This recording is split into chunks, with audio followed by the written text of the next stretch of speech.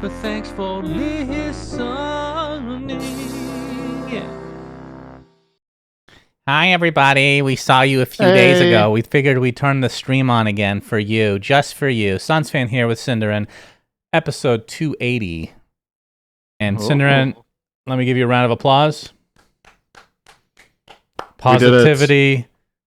Partially won out here. We believed in Valve, and by we I mean half of us. Yeah, we round up. Already pretty good. We round up. That's fine. Before we get started with the episode, I just want to say there's been some reports that Spotify is not uploading. People can't see it, and I have looked into it, and I've talked to support, and they have no idea what's going on. So the episode that we did 5 days ago, I re-uploaded it for the 6th time probably today, and it worked. So I don't know what to say. It's just luck of the draw, I guess, until they can figure it out. So sorry to the Spotify I think people. I got a message or two in my stream, people saying I can't access your podcast anymore from Greece or something. Yeah. And then another viewer was like, that's classic Greece. So I didn't really think much more about it. It turns out Greece is in fact the world. So, in fact, there was a time on Spotify where I couldn't access any of our episodes during this when people were complaining. So support's looking into it. Probably not though. So yeah. Okay. But they say they are, and that's good enough for me. Yes, that is true. All right, Cinder, we got a big juicy one ahead of us. Brand new hero, which is the feature of this update from Volvo. Largo, a giant frog. So those stupid baby little frogs that we were talking about that I thought meant nothing. In fact, it meant something, Cinder, and they're like his little tadpoles or something. They're his biggest fans. Yeah, they're very cute. This model is fucking awesome. Conceptually, we'll get through his skills and talk about what we think. The way they describe him is a melee durable disabler support. And let's go through his skills. So his first one is Catchy Lick. Single target ability. It is hook, effectively, but shorter range, and it's single target, so you can't miss. But you can also use it on allies, so it's similar to Earth Spirit's ability, or the hell that's called. Geomagnetic Grip. Right, but the big thing is it actually applies a dispel. Is that just on enemies or also allies? Only on allies. Wait, what? Only on allies? I think it's only on allies, yeah. Oh, okay. I was going to say, because that sounds really good. Okay, it's not quite as good as I thought, but it's still it's still a good skill overall. So it dispels your teammate. Oh, it also dispels enemies. Pardon me. Hang on. Okay. Let me just double check. Wait. Yeah, they just showed in the video. He takes off Decrepify from an enemy. So, yeah. Doesn't he take off Decrepify from himself? Well, yeah, and himself. Both. Look, there's an enemy. He just licks him.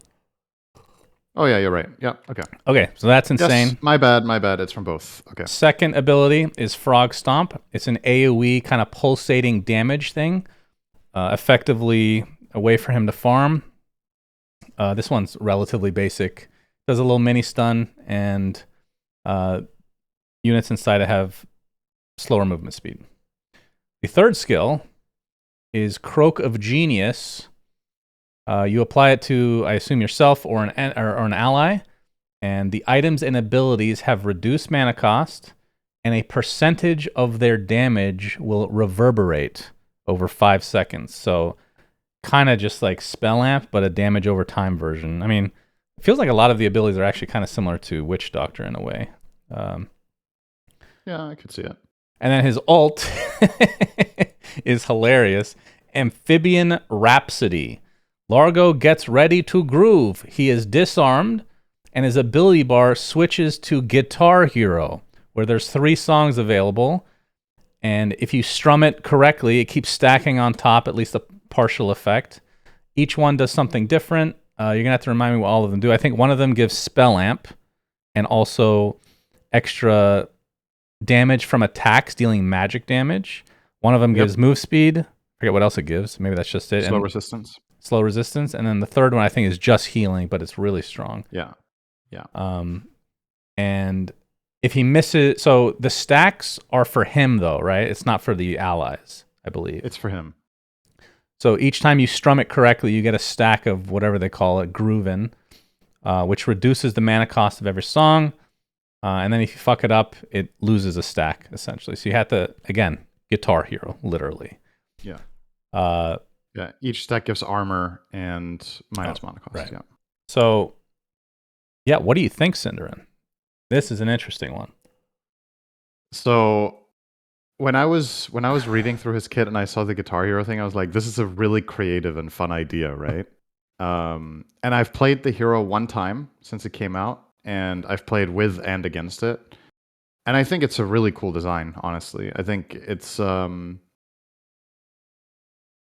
gonna sound weird, but even though his ult is Guitar Hero, this hero feels more Dota to me than Kev.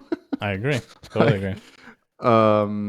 I guess it's something about just the way his spells work together and the how to say this is a lot easier to approach than Kez. It's way less daunting and way less overwhelming, even though you have like this weird transformation ult where you need to play 3 different abilities and you need to strum to the beat while you're navigating a team fight, which is, pretty challenging. Honestly, I think a lot of players, when they play this hero, kind of lose overview of fights, but ultimately, over time, you pretty quickly learn the rhythm, and then you don't even need to look at the bar anymore. Like, you're just playing the songs, and you're looking at the fights like you would on any other hero. You just need to keep track of where you are. Oh, sorry. I should mention what his Ags and Shard are, because these are actually really important. Yeah, so true. The Ag, so the way the ult works is, first of all, you toggle it on, and you can just leave that panel open forever. It doesn't cost mana or anything just to have that open. So there's no cooldown on the ult, effectively. 2 seconds. Is it? Oh, just because you don't want to spam it by accident. I think it's also a balancing thing. It's how to say when I played it that one game, when I would jump out of ult to cast my other spells, and I would want to go back into ult, there was a little bit of downtime. I see. Okay. I think it's slightly for balance too. So the way that the ult works, though, is you can only play 1 out of the 3 songs at a time, whereas the Ags lets you play 2 out of the 3, which is really strong, doubles up the effect effectively. And then the Shard, which I haven't thought about this too much. My first reaction, Cinder, is that this is the literal best Shard in the entire game. I don't know if you agree. At least for supports, it definitely is. It's really good. When you use a single target, is it just item? On buff. Unit single, target that's buff. right, single target buff on an ally or yourself, it will apply to yourself and or an ally if you use it on yourself. So if you have Lincolns, if you have Lotus, any like Solar Crest, use it on an ally, it'll apply on you as well. You literally get double the effect for 1,400 gold. What's better than this Shard in the game? Genuinely. I mean, it's so early days, but it's crazy good. That's for sure. Like S tier, I think. It also means that when you have your Shard, if you cast Croak of Genius, you always have it yourself too, which means you get mana cost efficiency, right? Yeah. So yeah, really, really good. Yeah, the builds that I've seen so far that people have tried have generally just been utility. If you play at support, you're buying like Glimmer Cape. You can buy Solar Crest and Shard, and then you can just put both Glimmer and Solar on your ally and yourself. You can get Holy Locket, which has been interesting to see, like just really playing into the healing and also the supporting part of just keeping a teammate alive in fights. The main issue I ran into when playing this hero, which is what seems to be the primary bottleneck, is mana. So you need to have a lot of mana regen or a big pool, since playing the songs consistently is actually quite expensive, but it's the hero. So you generally find yourself, this is, I guess, my one point of criticism about the hero, but I feel like it's a balancing aspect, is it feels a bit awkward to switch out of ult to cast your other spells to switch back to ult. But most of the time in fights, you're kind of casting your spells, you're entering the fight, and then you're kind of just playing your guitar until you die. I saw one cool thing, though, is when you do use your ult, obviously the QWE becomes the instruments, but you can see, is it the cooldown above it of your other skill? Or is it when the cooldown is available, when the spell is available, it pops up quickly? I forget. Something. I There's didn't some in actually. it. I didn't notice this when playing it, to be honest. Either I So dreamt that or I tested that yesterday and it was doing something like it's that. probably true, and I just didn't see it because I was busy playing the guitar. Yeah, well, that can Um, happen. You know.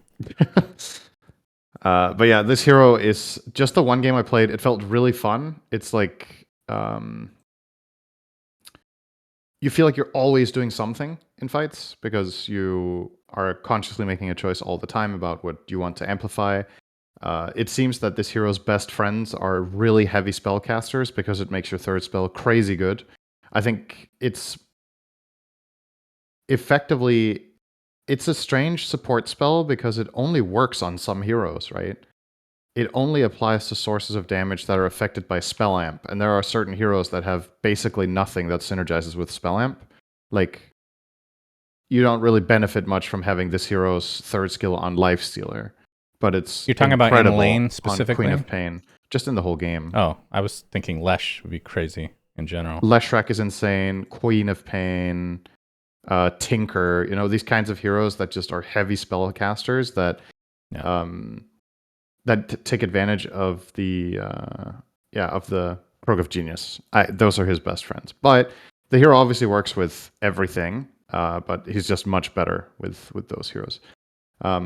He is the king, maybe taking the title from Undying of level 1 fights in choke point areas. Frog Stomp in the games that I've played and played against it Really? has been ridiculous for controlling the bounty runes. Hmm. Because the way people usually invade at the beginning of the game, if they want to fight for a rune, you have to go up choke points, right? You're going up these little ramps toward the bounty runes. If you fight this guy there, you really need to be careful because Frog Stomp isn't necessarily that like visually clear compared to how strong it is that early, but it just wins level 1 fights like nothing else. It's incredibly strong. Anything that has synergy with it, like any sort of slow, any sort of stun, and you're just ahead in the fight. So pretty cool stuff. Yeah, I like the hero. It was very fun to play, and it seems mostly fair. That's the thing that is a lot of the time the problem when a new hero comes out is like, is it awful or is it great? With this one, I have a hard time telling, which I think is a good thing. Is there a win rate obvious yet? that it's broken or obvious that it's terrible. I think the win rate yesterday was pretty bad. Let me check now. I would think that this would be below 50%. Yesterday it was 40 when I looked. Cool. Yeah. 40.2. It looks like it hasn't updated yet. But it also says that the 40.2% win rate was from October 29th. So yeah, that makes sense. Beta testing. I actually have no idea what his win rate is now. And when I looked at it yesterday, I was like, yeah, that's a new hero that people don't know how to play. But the data point is Wednesday, October 29th. So maybe that's when they demoed it or something. And yeah, could be. Whatever. Don't know. Yeah. So what's your overall? I mean, I think this is. I mean, comparing it to Kez, it's night and day, right? So much more utility. Obviously, it's not a hero that I would want to play because I'm not a support. Like, I can't think of a way. Maybe you can, where you would play this. Core. Okay, tell me how. You go Ags. That's it. Yeah, when you have Ags, you didn't mention this. There's a second part to the Ags upgrade.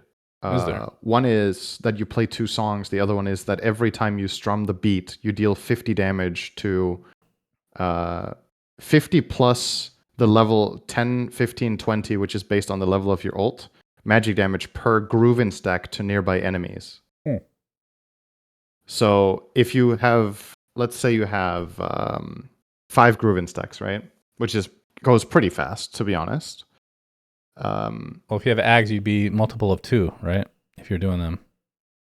Yeah. So then, let's say you have level 2 ult, which is realistic when you get Ags. You would do 125 magic damage every time you play 2 songs.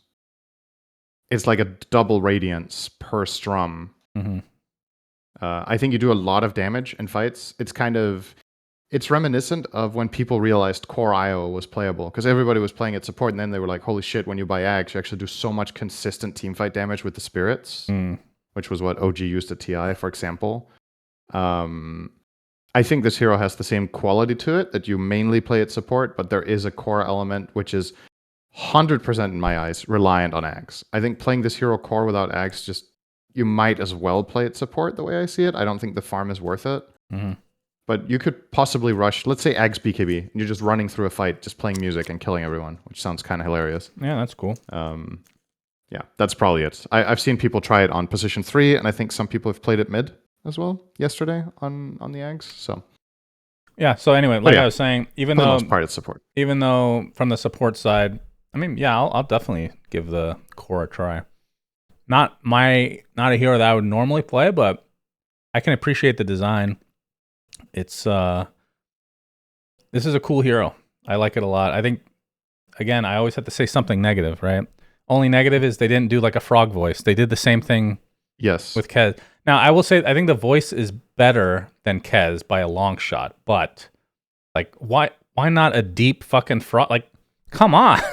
That's so cool. Everything else about the hero, the model, the animations, super well done. VFX, this is a banger. Somebody was cooking hard at Valve on this one. I read a comment last night, I think it was, which actually had I kind of liked the idea of that. What if he was like Primal Beast in his voice acting and had no voice lines, but he was only croaking? Yeah, that's fine.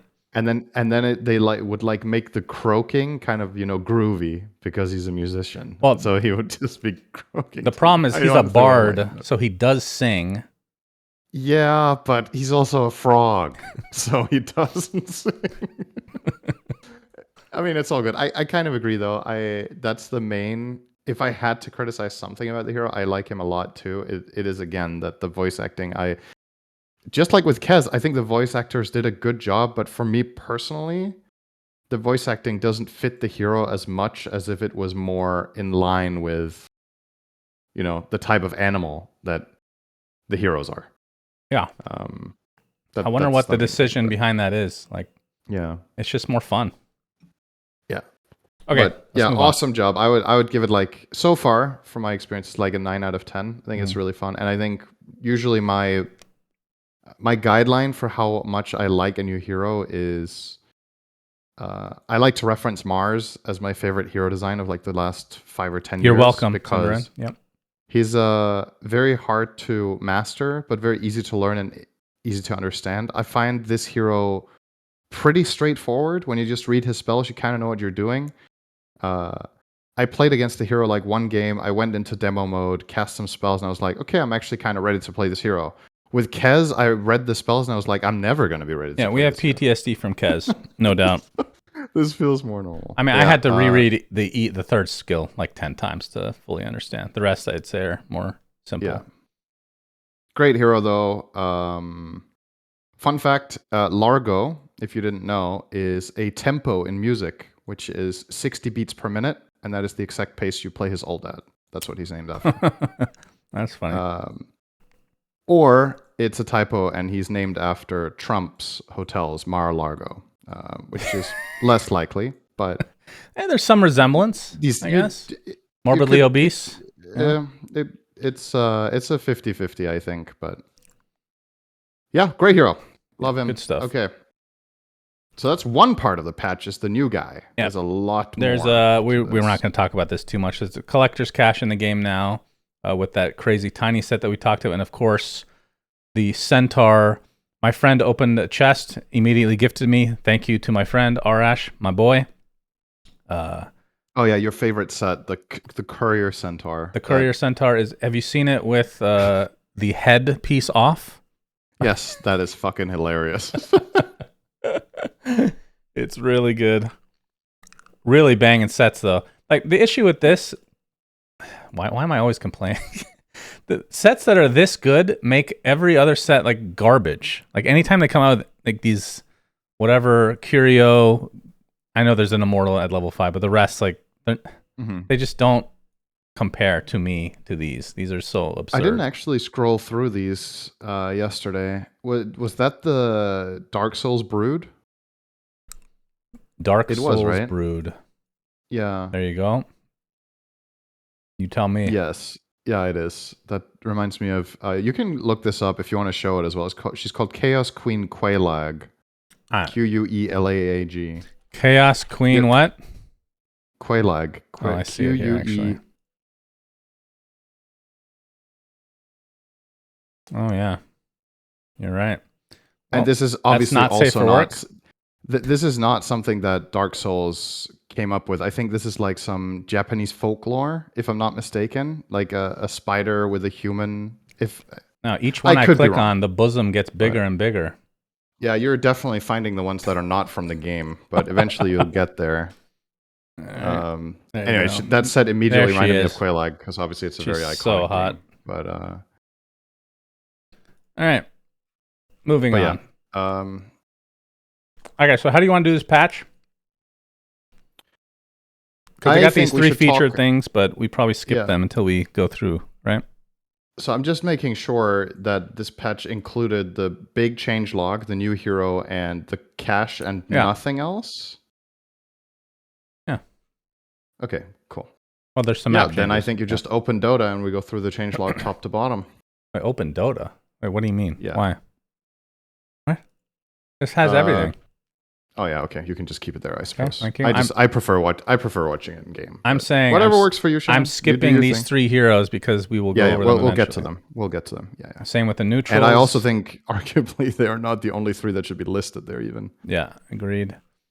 Okay, sure, let's start with map this changes. with the neutrals. The neutrals, Shannon. Okay. Well, We'll get to them later, but we can just celebrate really quickly now to have a good start to this patch note and be really happy. Yep.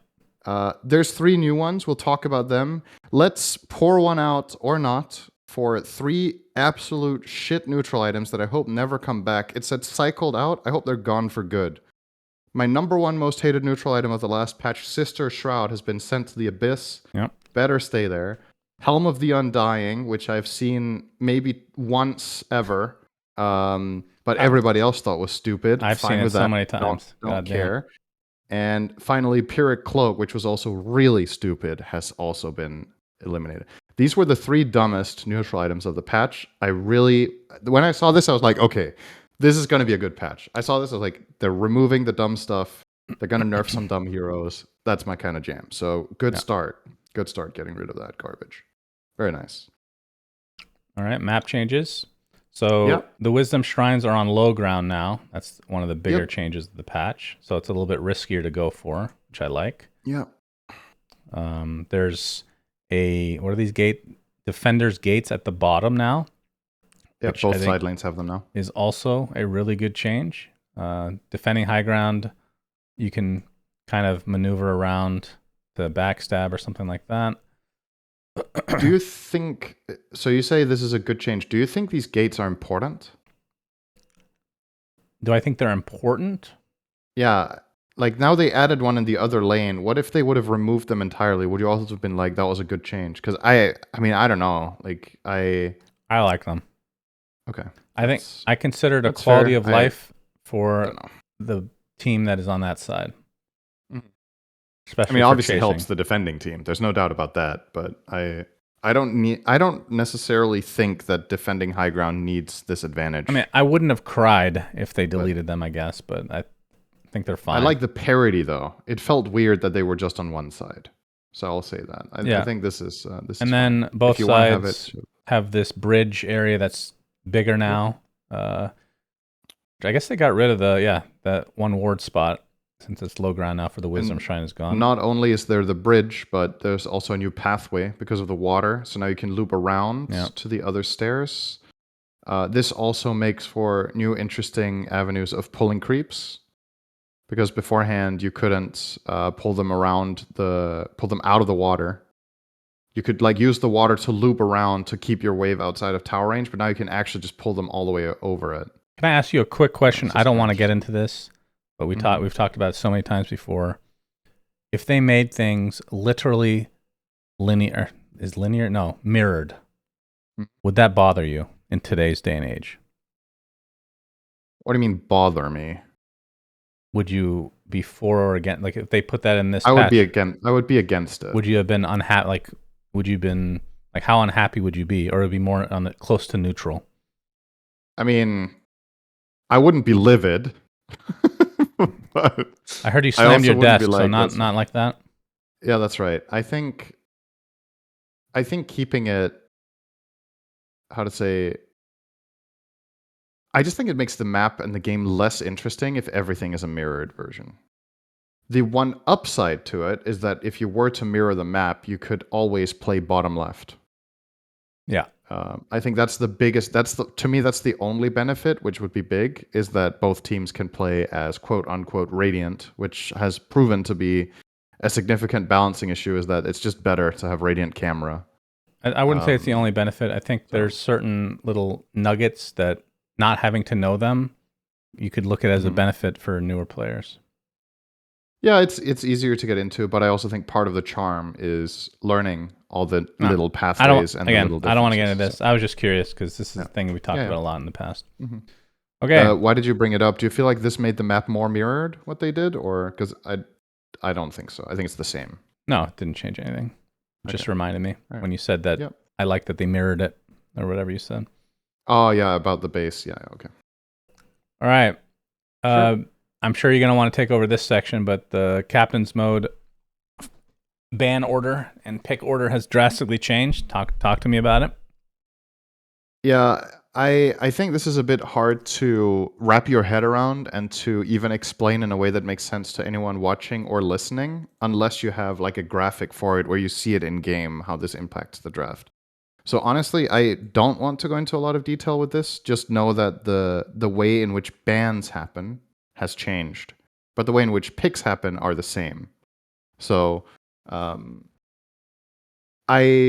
don't really know for a fact whether this is designed to with a specific team in mind, if this is meant to nerf first pick or second pick in particular, and if it's going to pan out that way. You might have an idea when you do this of what it's trying to accomplish, but it doesn't necessarily end up that way depending on the given meta. Let's say you're trying to make it better for a team that doesn't have 2 picks in a row or whatever, but then with the exact number of bans and the exact number of heroes that are considered overpowered or whatever, it actually doesn't work as much in their favor, if that makes sense, depending. This is just something we have to wait and see how it pans out and if it feels more natural. What I will say, I'm happy they keep the asynchronous draft. I thought that was a really good change that makes the draft more interesting and less predictable. And what I mean by that is that it wasn't, in the past, for many, many years, Dota was always the teams take turns at banning and picking equal number of heroes. And when they made it asynchronous, so one team had is that the right an word? Additional pick or whatever. Probably not. I don't. It's think just that's what right. I was calling it. It's not. It asynchronous. Was mirrored. It's right. It's the same thing. It's mirrored picks and bans. Asynchronous means you're not doing it at the same time. Yeah, that's the wrong word. You know what I mean, though. It's it's course. Not. No, I agree. The opposite of mirror. I don't know what it's called. This has been the best pick ban draft asymmetric. That thank you. Thank you, Azaraki. That's what I meant. It's asymmetric draft. Yes, that was the word I couldn't find. Yeah. And it still is. And this new ban order is also asymmetric to some extent. The third ban phase is first, second, first, second. So that one is symmetric. But the first ban phase is first, second, second, first, second, second. So the first pick team has 1 ban fewer. And the second team has 1 ban more, just like they did last patch, but the order is different. And then the third phase is alternating rather than second pick team banning 2 in a row and then first pick banning last in third phase. Again, you hear me saying this out loud and probably you can't even you just need to see it. It's like see it to believe it. It's hard to explain without a visual aid. So, but yeah, probably a good change overall. Let's move on. So I like to talk about this a little bit in depth in every patch because I find people often just gloss over this and go to heroes because they're excited to see their new heroes and their their favorite items, and I get it. But the reason I think generally the general changes and the map objectives are so important is that they impact literally every single game. Doesn't matter what heroes are picked, these are always in effect. So first thing, talents no longer require a skill point. That means when you're level 10, you get a talent and a skill point. And same on level 15, 20, etc. This means there is a bit of power creep because every hero now has additional points. So you're just going to be stronger that bit faster. You get more all attributes. I personally, in spite of being against power creep, I like this change conceptually because I think a lot of the time making the choice between talent and skills was not really that interesting. I think it's fine to be able to do both at once. And if you wanted to combat power creep, there's like 100 different ways of doing it that aren't this. So I think most people will just appreciate having the option to take a talent and a skill. And also it helps Valve against the problem where there were just subsets of heroes where people just weren't taking the talent until level 15 because the talents were just that bad. And yeah, you could obviously just buff them, but this also just makes that a non-issue to an extent. I think it's just quality of life mostly. Yeah, it just feels good. So, all right, that's the first thing. Tier 4 towers have barracks reinforcement. That means that towers are harder to break until you take barracks. So the Tier 4 towers get plus 4 armor for each barracks still remaining in your base. So when the game begins, the Tier 4 towers have an additional 24 armor for 6 barracks. And with each barracks falling, they lose 4. This makes it a lot harder to just finish the game by smashing down one lane and going for base, which also gives slightly more incentive to kill range barracks, finally, I guess. That's true. I personally don't really feel like high grounding needed to get harder, or ending the game needed to get harder, especially based on what I'm hearing from you, that you're like, your games are, if you play non-turbo, they always go an hour. I don't think anything in this patch compensated for that to make it easier to push. The defending team has both gates now on the sides, and they have tankier tier 4s. So realistically speaking, average game time should go up unless something compensates for that. There's a bit with the banner. We'll get to that. I don't think that counteracts this enough. But we'll see. Then the next one, which is a bit technical, but there's a TLDR for this. They changed the assist gold formula.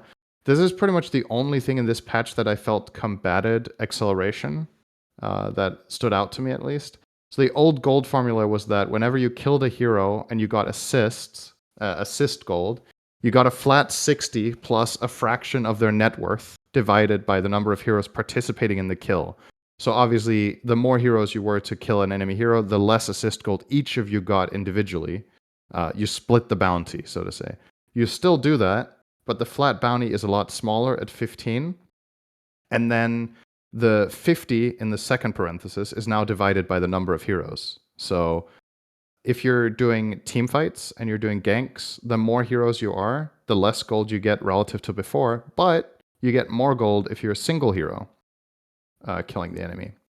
So, well, slightly more, that is. So this effectively makes fighting and brawling a little bit less lucrative to the team that's winning. In skirmishes, in lane kills, and in team fights. So that should slow down gold acceleration a little bit. And what likely happens with this is that we get a little more separation between cores and supports, which I personally think is fine. I want that, so I'm happy with this. I just wished for more of it. I wish there would be less gold bounty on the map, but there isn't really. There's no camps removed. There's no gold reduction for creeps. So heroes are still going to scale very fast. Then melee creep gold bounty is increased by 1 per lane creep upgrade interval. That's every 730. Flag bearer creeps increased by 1 per lane creep upgrade interval. So that's matches it. And there's a couple more things about flag bearer creeps, like little things that about radius and etc. But effectively, there's a little bit more gold in creep waves. Don't think this was necessary. I don't really know why it's put in, to be honest, but okay. Courier responds faster, and Courier no longer moves slower when it has Clarity, Mango, Fairy Fire, Healing Salve, or Tango. This was put in place to punish people more when they were losing lane, because everybody was just sending out regen. And I think this is not noticeable at all in Turbo, if I'm not mistaken. I don't even know if this happens in Turbo. I forgot this was even a thing, if I'm being honest. I forgot this was a thing in regular Dota, and I play all the time, and I was like, oh, true, this was a thing. But like, sometimes my courier just takes forever to get to lane, and I just forgot this was a thing. Forced it's just change. Gone. We'll see how much it matters. There's going to be other things impacting this when we get to regen, which has been changed quite significantly, actually, lane regen. And finally, all illusions have 800 daytime vision and 400 nighttime vision. This is a particularly big nerf to heroes that have good night vision illusions. If they got Illusion Rune or Manta or whatnot, it's just streamlined to make it harder to scout with illusions, and that obviously by extension nerfs, in particular, illusion heroes. Surprise, surprise. To be able to scout less. I think this was a very big... In Pro Dota, I think this is mainly a nerf to Naga Siren, who's one of the main upsides of this hero. One of the really big upsides as a 5 is that you could just send your illusions around scouting and get info for fights. So that's nerfed. Okay, Roshan, Tormentor, and Runes also got a few changes. Roshan, TLDR, lifesteal is a lot worse against him. You can no longer dispel the disarm from the roar. You can't just manta it off or purge it. And Slam now does double damage to creeps. So if you're playing a Zoo lineup, Roshan is a lot angrier at you for coming into his home, and he's going to kill your creeps. This was something I was sure was going to happen. It was just a matter of time. We've both talked about this in casting as well. When are we going to get a timer for the Tormentor like we have for Roche? We have that now. You can see when the Tormentor respawns, and instead of having to look frantically at each corner of the map to be like, I wonder where it is right now, you can just see it on the minimap. I just think this is good quality of life, and I'm happy it's put in. It's just easier, and Praise Gaben. I don't think there was any... my skill ceiling... maybe 10 years ago I would have been like, get good, but now I'm like, bad. So I'm happy with this. Now you understand where I've been at for 20 years. Yeah, I've got older. It probably checks out roughly with our age, actually, if you think about it. As I catch up to the age you had a few years ago, I feel the same way about certain things, including my cynicism and overall perspective on life. Yeah, but you said the patch would come out before during this year, so you were half right. There's still a bit of my old self left that shines through occasionally. Runes.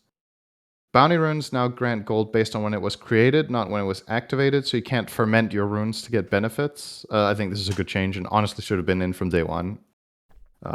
So it just makes sense. Haste rune duration no longer increases by 3 seconds every rune cycle. It's always 22 seconds. I think this is a good change. Keep the rune balanced. And Invis rune no longer grants incoming damage reduction, which is another thing I totally forgot was in the game. Same. We do this for a living, by the way. Yeah, it's just this is part of the fun for me about reading changelogs is realizing, oh yeah, I forgot this thing. I miss it already.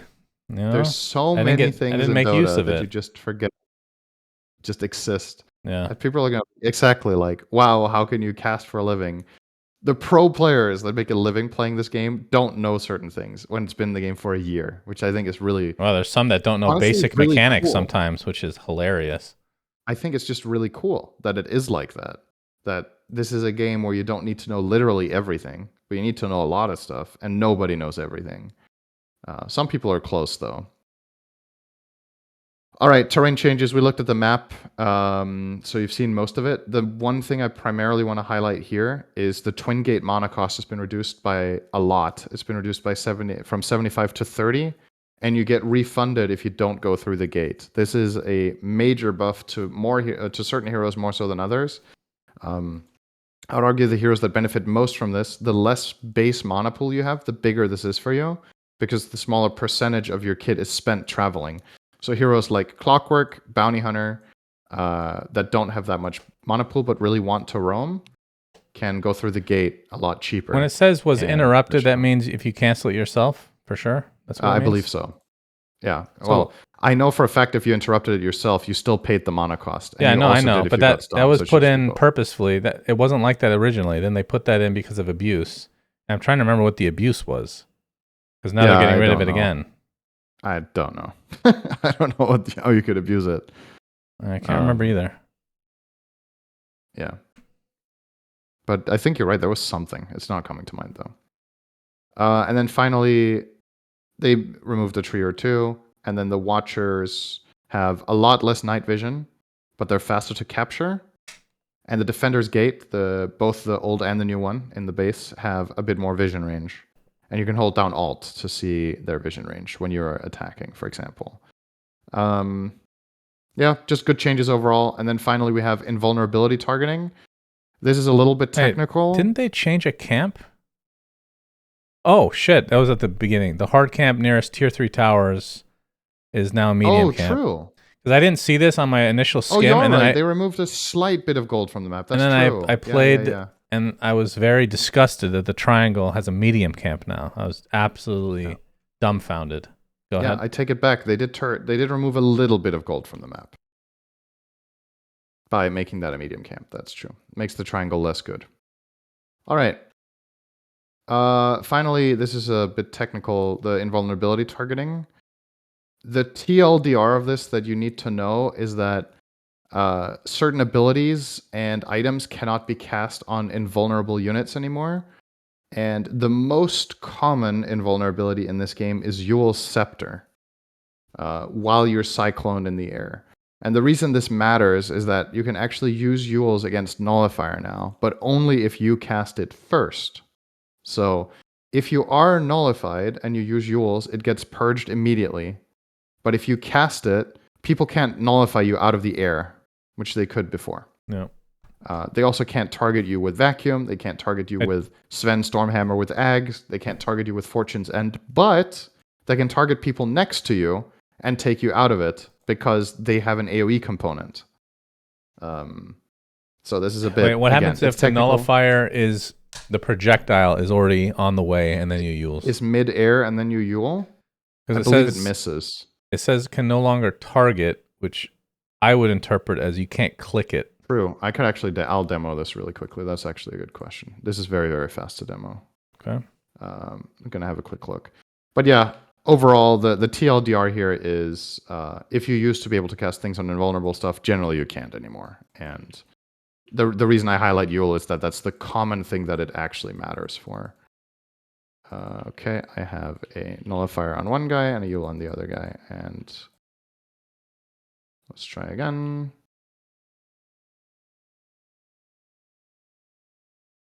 It seems like it does interrupt you. Yeah. So if the projectile is midair, it's going to hit you. Okay. Yeah. Okay. Probably needed though. Either way. It's like a niche thing most of the time. This doesn't impact all games, but it impacts sometimes. Yep. That's that. Then there's items, Shannon. Would you consider Wind Waker to be a buff? In what way? If you use it on an ally, is it a buff? Oh, you're asking me if the frog should cast on himself with his third spell? I know it doesn't work. I'm asking, do you think it should work? Because I was surprised it didn't work, actually. I think the fact that it doesn't is a good thing, because I feel like you're really griefing yourself a lot of the time. You don't want it. Like the other buffs you want. It's Wind Waker, though, so it's not like it's a bad thing. Well, you can't cast spells. Maybe you don't want to Wind Waker yourself, and then you don't have the choice. I think it's... It just feels... It feels... I mean, it's arbitrary to a degree, depending on how you look at it. But that's Dota, though. Sure. So. Yeah, I get what you mean, but... I think it's good that it doesn't count for it. Okay, items. I don't know if you want me to keep yapping, by the way. At any point, you can just take over, because I'm just going to skip. No, this is great because, as you know, my throat is destroyed. Right. Go ahead. Okay, cool. I'll just be a viewer here.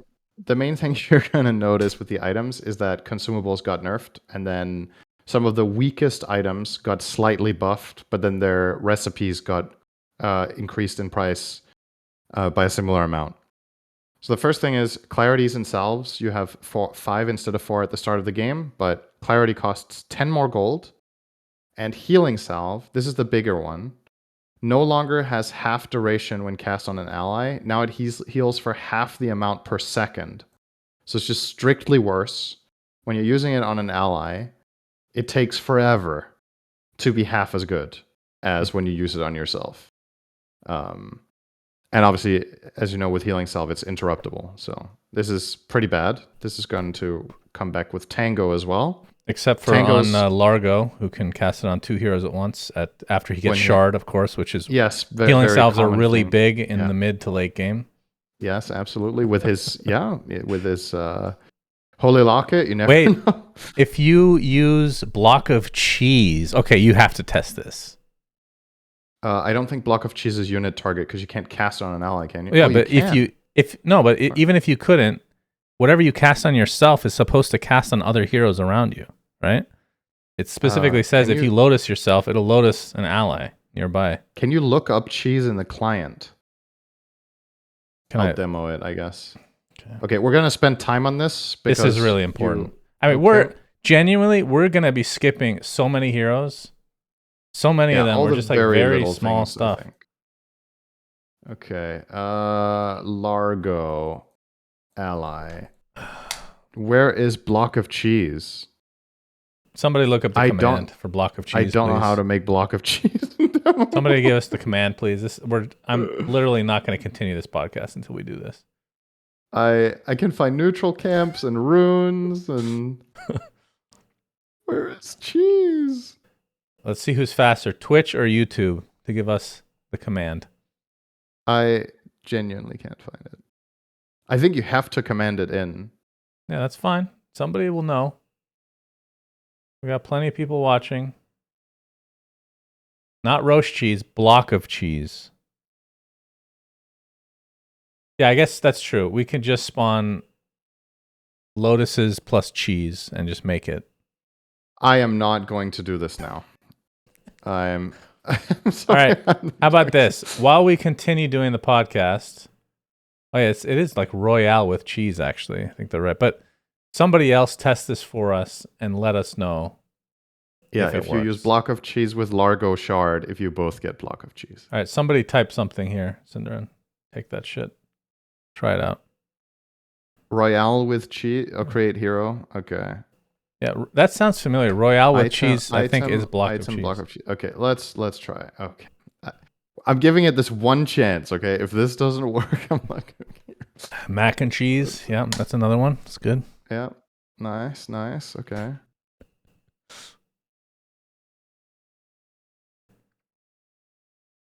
It's not working. As in the item's not appearing, or Largo can't? I can make cheese, though. Okay, we're almost there. Lotuses, ladies and gentlemen. We're already halfway there, so we might as well commit. What's the Lotus? Yeah, command? I did item Lotus. That gives me a Lotus orb. Yeah, that's not right. Need Lotus flower. Lotus. Doesn't work. Lotus flower. Maybe it's just flower. Doesn't work.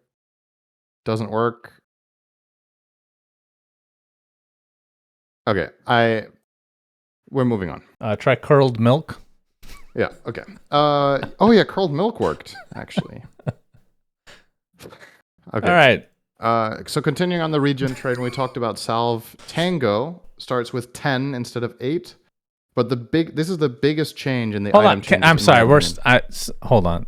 Did you try Royale with cheese? Seriously? Yeah, no, I did not. I wasn't memeing. They're saying I remember that being the name of Block of Cheese internally because I've done this before. I hate Valve. Why is it called this? Just type it in and we'll be done. Win or lose here, okay? Everybody needs to know.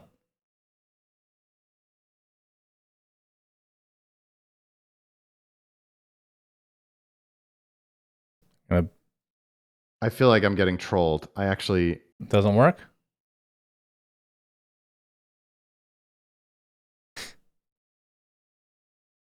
It doesn't work? That's fine. Item, Royale with cheese. Doesn't work. Okay. Sorry, you were saying something really important, Cinder. No, I think we should keep looking to see if we can make this one interaction that genuinely is never going to happen in a single game. That's not... When we cast a game that this happens, I'm going to bring up this conversation, which I will definitely remember. I'm not going to make any more bets with you because I lose too much. But I actually did win on the patch, which is, of course, the one time we didn't bet anything. Yeah, we didn't bet shit. Enjoy. Yeah, you're safe. Back to regen, everybody. Tangos start with 10 instead of 8 in your stash, but this is the biggest change, in my opinion, in item changes, is the last part. Shared Tango now heals for half the amount.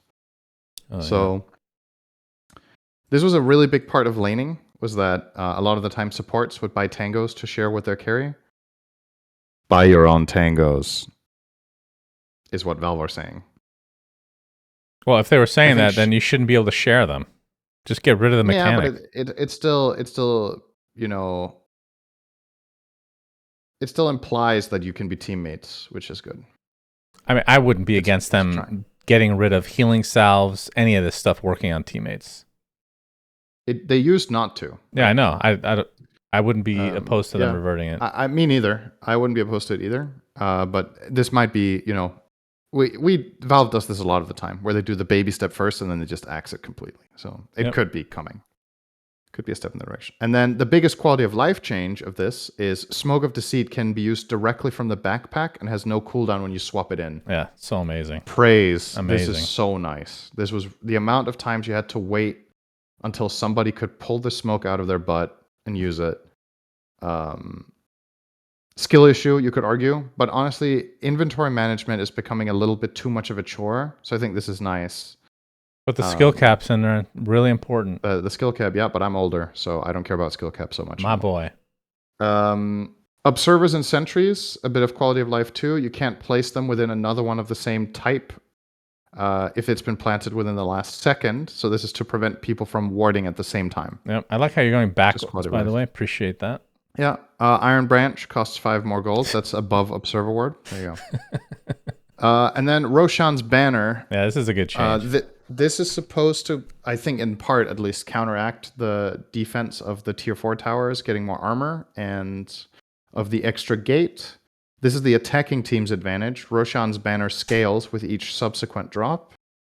So the effect radius is lower on the first banner. It's only 600 instead of 650, but the subsequent ones are really long range, 900 and 1200 on the third banner, and it gets 2 more hits to kill. I haven't tested with this radius just how far you can go, but I would imagine with the 1200 banner, you can place it at the entrance to the base and your creeps are glyphed next to the tier 4s, which is a pretty big deal for the attacking team when you're trying to end the game, that you can put a banner behind your team. So I think this is really good. I think banner was too insignificant later down the line. So it's a good way of great change. Love it. I'm going to skip over quite a few things. Just a little bit of price decreases, but recipes are increasing. So most of the time, it doesn't really matter. You're buying these items when you're buying the complete item, like Shadow Amulet, Ring of Tarrasque. You're not really buying for value, almost ever. Crimson Guard is no longer dispellable. Thank you. Happy with that. I think that was... Now it has the pipe quality of being undispellable. I thought it was a bit weird that one was and the other one wasn't. And anything that makes Nullifier worse makes me happier, because I don't like Nullifier, because I'm a support player. And then, from out of fucking nowhere, for the first time in Dota's history, so over 20 years, Diffusal no longer works on illusions. Seemingly for no reason. This is like puzzling to me. This feels like some people and the beta tester team or at Valve just decided this is not fun. And they could have decided that at any point. They could have decided it 10 years ago. Yeah. They could have decided it when PL was meta, which was when this was the least fun ever. But yeah, for whatever reason, Diffusal Blade and Disperser no longer gives mana break to illusions, and the item got nothing to compensate. So that's not true. Disperser did. Well, Diffusal didn't. Yeah, Diffusal sucks. Which is the main part. Disperser can now apply a Dispel to any target. That's crazy. So both teammates and enemies. So this is a pseudo nullifier. Yeah, it's better than Nullifier. Offensively. Because it's cheaper, right? It's cheaper and it uses the... Well, it's not. Disperser is very expensive. It's one of the most expensive items in the game. But it's more expensive than Nullifier? Way more expensive. But if you already wanted Diffusal, it's cheaper than buying a Nullifier, right? The upgrade is cheaper. But you get 2 Dispels for 1 Cinderin. Yeah. I remember saying this in a cast very confidently, that it dispelled the enemy. Yeah. And you didn't correct me. Right. You didn't correct me because you knew I'd be right eventually. Yeah. I don't need to correct you. You're always right in the end. The difference between this and Nullifier is obviously you can't... it doesn't continuously dispel. Yeah. And Disperser does not prevent you from activating an item for that reason. So if you're like, oh, I really don't want this guy to Yule or whatever, you can't just disperse them. You have to You can't remove Yules, in other words, with this because they have invulnerability. That's probably one of the main reasons they changed the targeting thing. I would assume. It could be. Okay, first item that's really reworked here by a lot is Ethereal Blade. It now uses Ultimate Orb instead of Aether Lens, so by extension, it no longer gives mana region, or cast range, but instead it gives 16 additional all attributes. It's 175 cheaper, and the Etherblast magic immunity vulnerability has been decreased by 10%, so it's a little bit less of an empowerment. This matches Ghost Scepter getting the same treatment. I skipped over that. 10% less magic damage taken in Ghost Scepter. But the biggest change here to this item, I would argue, is that instead of using the old E-Blade calculation of 1.5 times the target's primary attributes, Ethereal Blade now uses 1 times the sum of all of your own attributes, which is really interesting because this item already gives all attributes, and it makes it theoretically really powerful on heroes that are universal, right? Because you get all attributes, which give you damage, and you get more damage on your E-Blade active. I played against a build. Now, this isn't a universal hero, but it's a hero with decent stat gains in Mirana, and who also might want to buy other items that give stats, such as if you're playing magic build, you get Ags, etc. I played against Iceberg the other day, and he went...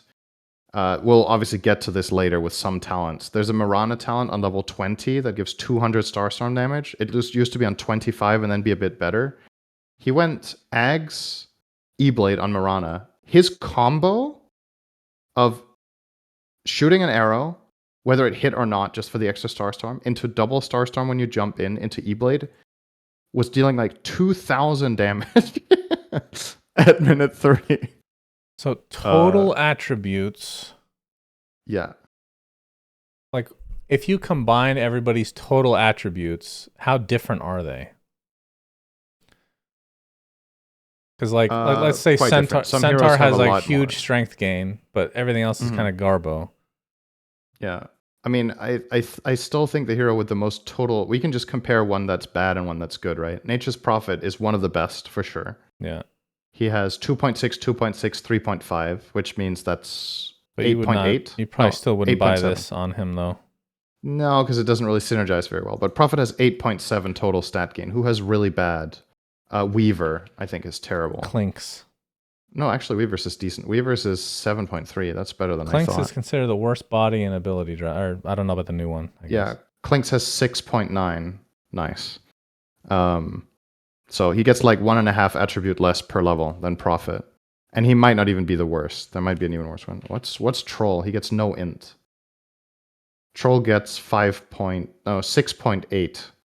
So he's slightly less than Weaver. Because his int is terrible. But if you're buying E-Blade on Troll, what are you doing? So, anyway. This could potentially... So obviously there's going to be some new heroes. Like the Mirana build I just mentioned. I'm not going to say Iceberg invented it. It was just the one time I saw it played. Some people are obviously going to be really creative and try new stuff. It worked really well with that build. Maybe you could do Shotgun Morph again. It's never going to be as good as the old Shotgun, which was just completely ridiculous. Back when Adaptive Strike didn't even have a projectile. It was fucking crazy. I don't remember that. It's still decent. You don't remember Adaptive Strike just being instantly splashing on you? Yeah. Yeah. That was wild. And E-Blade also didn't have a projectile at one point, so you just comboed people with no projectile. And then they, step by step, both became projectiles, and then they still removed it from Morph, basically. So, is E-Blade, can it be good on Centaur?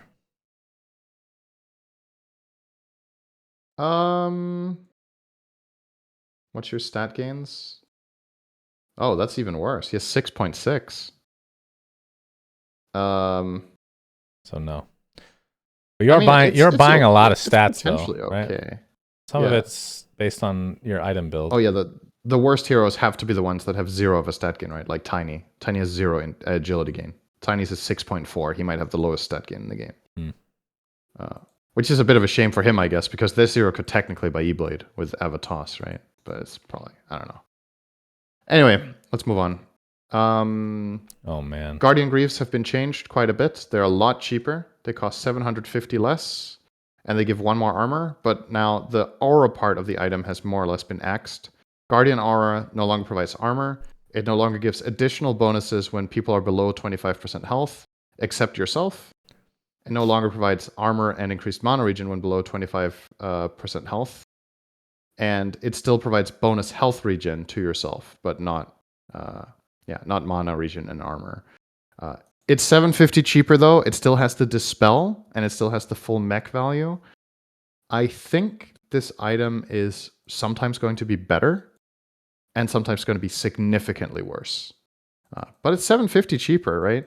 And when I say it's obviously the item is just objectively worse than before, but because it's so much cheaper, there'll be some games that this feels really nice to buy. It's a much smaller investment to All right, I'll talk about these. It no longer uses buckler. Okay. So Hannah Midas no longer has an experience multiplier. That is quite the nerf. Does have a 20-second faster cooldown now, but yeah. Am I wrong that it's always done that? Given XP? Yeah. Yeah, that's wrong. That's wrong. When did they add that? Yeah. Though? I don't remember how many years ago. But Is I it think Dota 2 or Dota 1? Dota 2. Okay.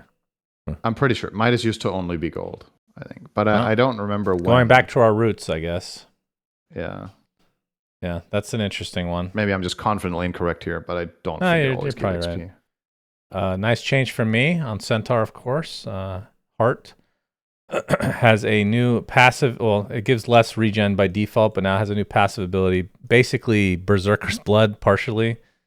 The lower you are, the more HP regen you get, which is cool. Yeah, it's even named after it, right? Behemoth's Blood. It's clearly a reference to Huskar. This item's probably going to be really good on Huskar, you'd think, to keep him afloat. And now, possibly my favorite potential change, or potentially my favorite change. Don't know yet. Halberd is now only dispellable by strong dispels. This item was not being bought, and a big part of it was that you could just dispel it off with Manta or other sources of dispel.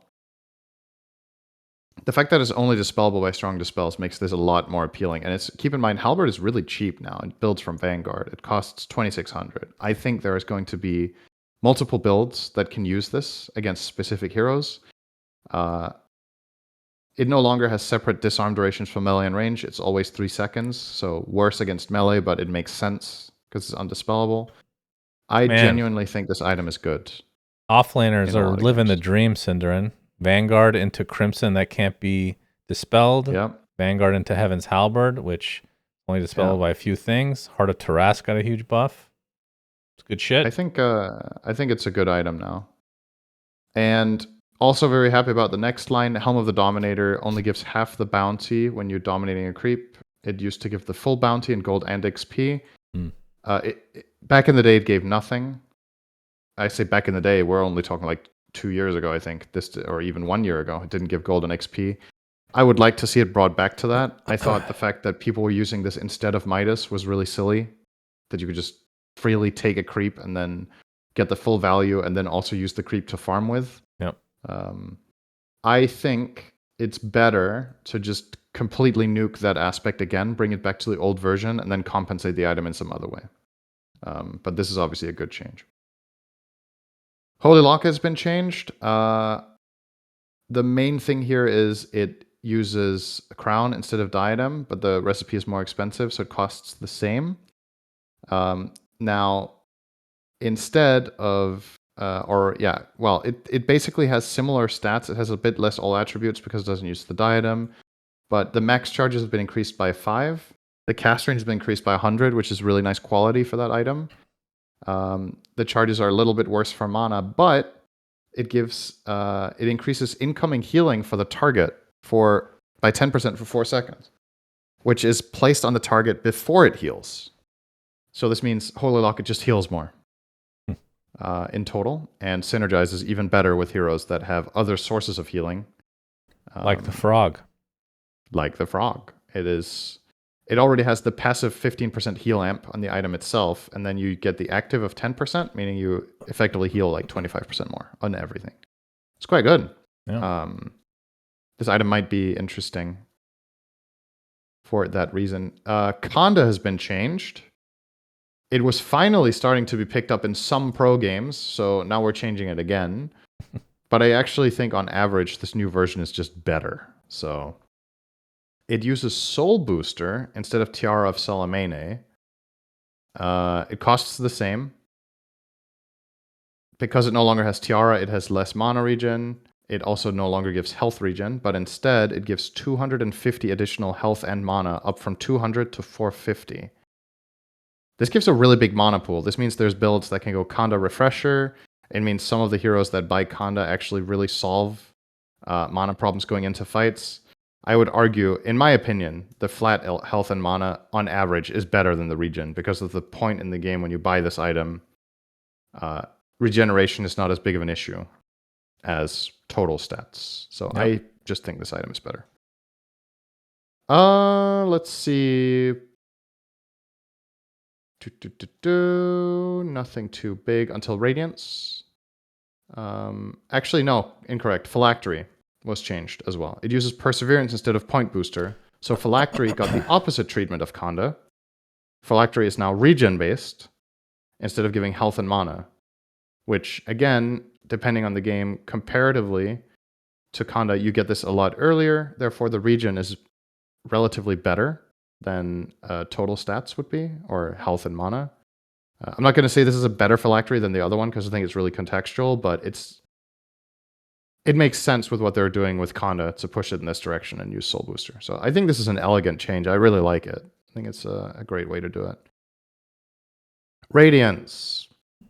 Evasion increased by 10% for yourself, but the burn no longer gives mischance to enemies of 15%. Now, So much worse against illusions. You had 15% evasion and 15% mischance. This does not mean that you had 70% chance to avoid attacks. It meant that you had 15%, and then of the remaining 85%, the enemy team would miss 85%. Or, excuse me, would hit 85%. When you do the math, it roughly evens out for yourself. It's pretty close to being as good as before. But this no longer works for your team. So Radiance doesn't help your teammates evade. I really like this change. I think it's another just elegant change. A good way to nerf Radiance. And the burn no longer does extra damage to illusions, which is very good news for PL who cannot play his hero anymore. I just lost to a PL today. No comment. You just go a totally different build now. We'll get to that. The hero is very changed. We have an update from Meme Lord. Block of cheese is not targeted anymore, so it doesn't work on Largo. Okay. Well, that's good. Sorry, everybody. Glad we spent 3 or 4 minutes testing something that was even impossible in theory. That's great. Okay. Refresher Orb has been changed. No longer uses Cornucopia. Now it's just more expensive. The recipe, that is. So it costs the same. No longer gives Cornucopia. No longer gives 10 damage. No longer gives 2/3 of his health regen. It's down from 18 to 12. And mana regen's down from 8 to 6. I was making the argument. I kind of feel like you will agree with me on this. This item, if it did nothing else than the refresh and cost 5k and you had to buy it in one chunk, it would still be bought almost the same amount of times in Pro Dota. You mean, okay, I'll rephrase that. It would be attempted to be bought as many times as it is now. Yes. Yeah, I suppose sometimes you don't finish it. I genuinely think if this was a 5k item that only refreshed your cooldowns, did nothing else, and you had to pay 5k and you couldn't do it in smaller installments, no stats, people would still buy it. Yeah. No stats, nothing. Yep. I mean, at this point, we're almost there, right? It just lost its damage and a lot of its regen. This item used to not be nearly as big of a quote-unquote balancing problem as it is now. And the reason it's become this big of an issue is that there's so much gold on the map. Because if you go back 10 years, Refresher has been in Dota forever. And it used to be very infrequently bought by some heroes in ultra late game situations. But 6-slotted inventories just happen 20 minutes earlier than they used to. And that means this item becomes way more frequent because I would argue this item almost gets bought more for BKB than it does for your spells. It's pretty close. Because carries are buying this late game to refresh their BKB more so than their kit. And then you obviously have the traditional refresher buys like Enigma and Tidehunter that mainly buy it for their ults. But surprise, surprise, Enigma also buys it for BKB. Was there a time where it didn't work on BKB refresh? On items, I don't think so. Not on items, on BKB specifically. I don't think I feel so. like it was an exception. Maybe Dota It 1. could have been. Now, I personally have two things I would like to happen to this item. Either I would like it to not refresh items, and then you buff it, so it's a spell item, or you remove it completely from the game, because it's just so problematic. And I think the latter won't happen, because Refresher makes really cool moments in late game where it's like, whoa, 2 black holes, what the fuck? But we could still have that, because we have Refresher Shard.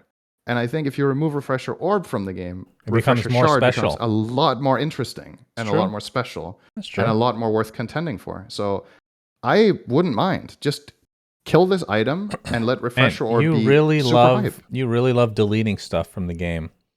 Well, wait till we get to the heroes section, because there's a lot of facets you're going to love. But I will say, I actually think keep Refresher Shard, though. Because I think that is interesting. The problem is maybe then that is way too overpowered, but then you can nerf that somehow. It's a one-time use. How's that? Yeah, there's ways to do it. If one team has one and the other team has no way of getting it, when you have it, maybe it just ends the game. We had that patch where Second Roche was ridiculous because it gave Aegis, Cheese, and Shard, remember? Mm-hmm. That where the team that got Second Roche in Pro Dota had I'm not saying I agree with you. Ridiculous. I think it's an interesting conversation, though. I don't think it's an outright, that would be bad.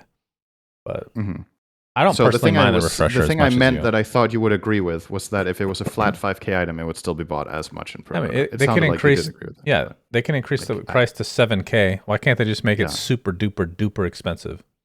Yeah. I think that's fine. Make it 10k and then make it one use. I mean, that's a little far. Yeah. Okay. Moving on. Silver Edge. Shivas no longer does extra damage to illusions. Good luck, PL. You'll be fine. Silver Edge Shadow Walk debuff. That's the one you place on targets when you hit them out of Invis.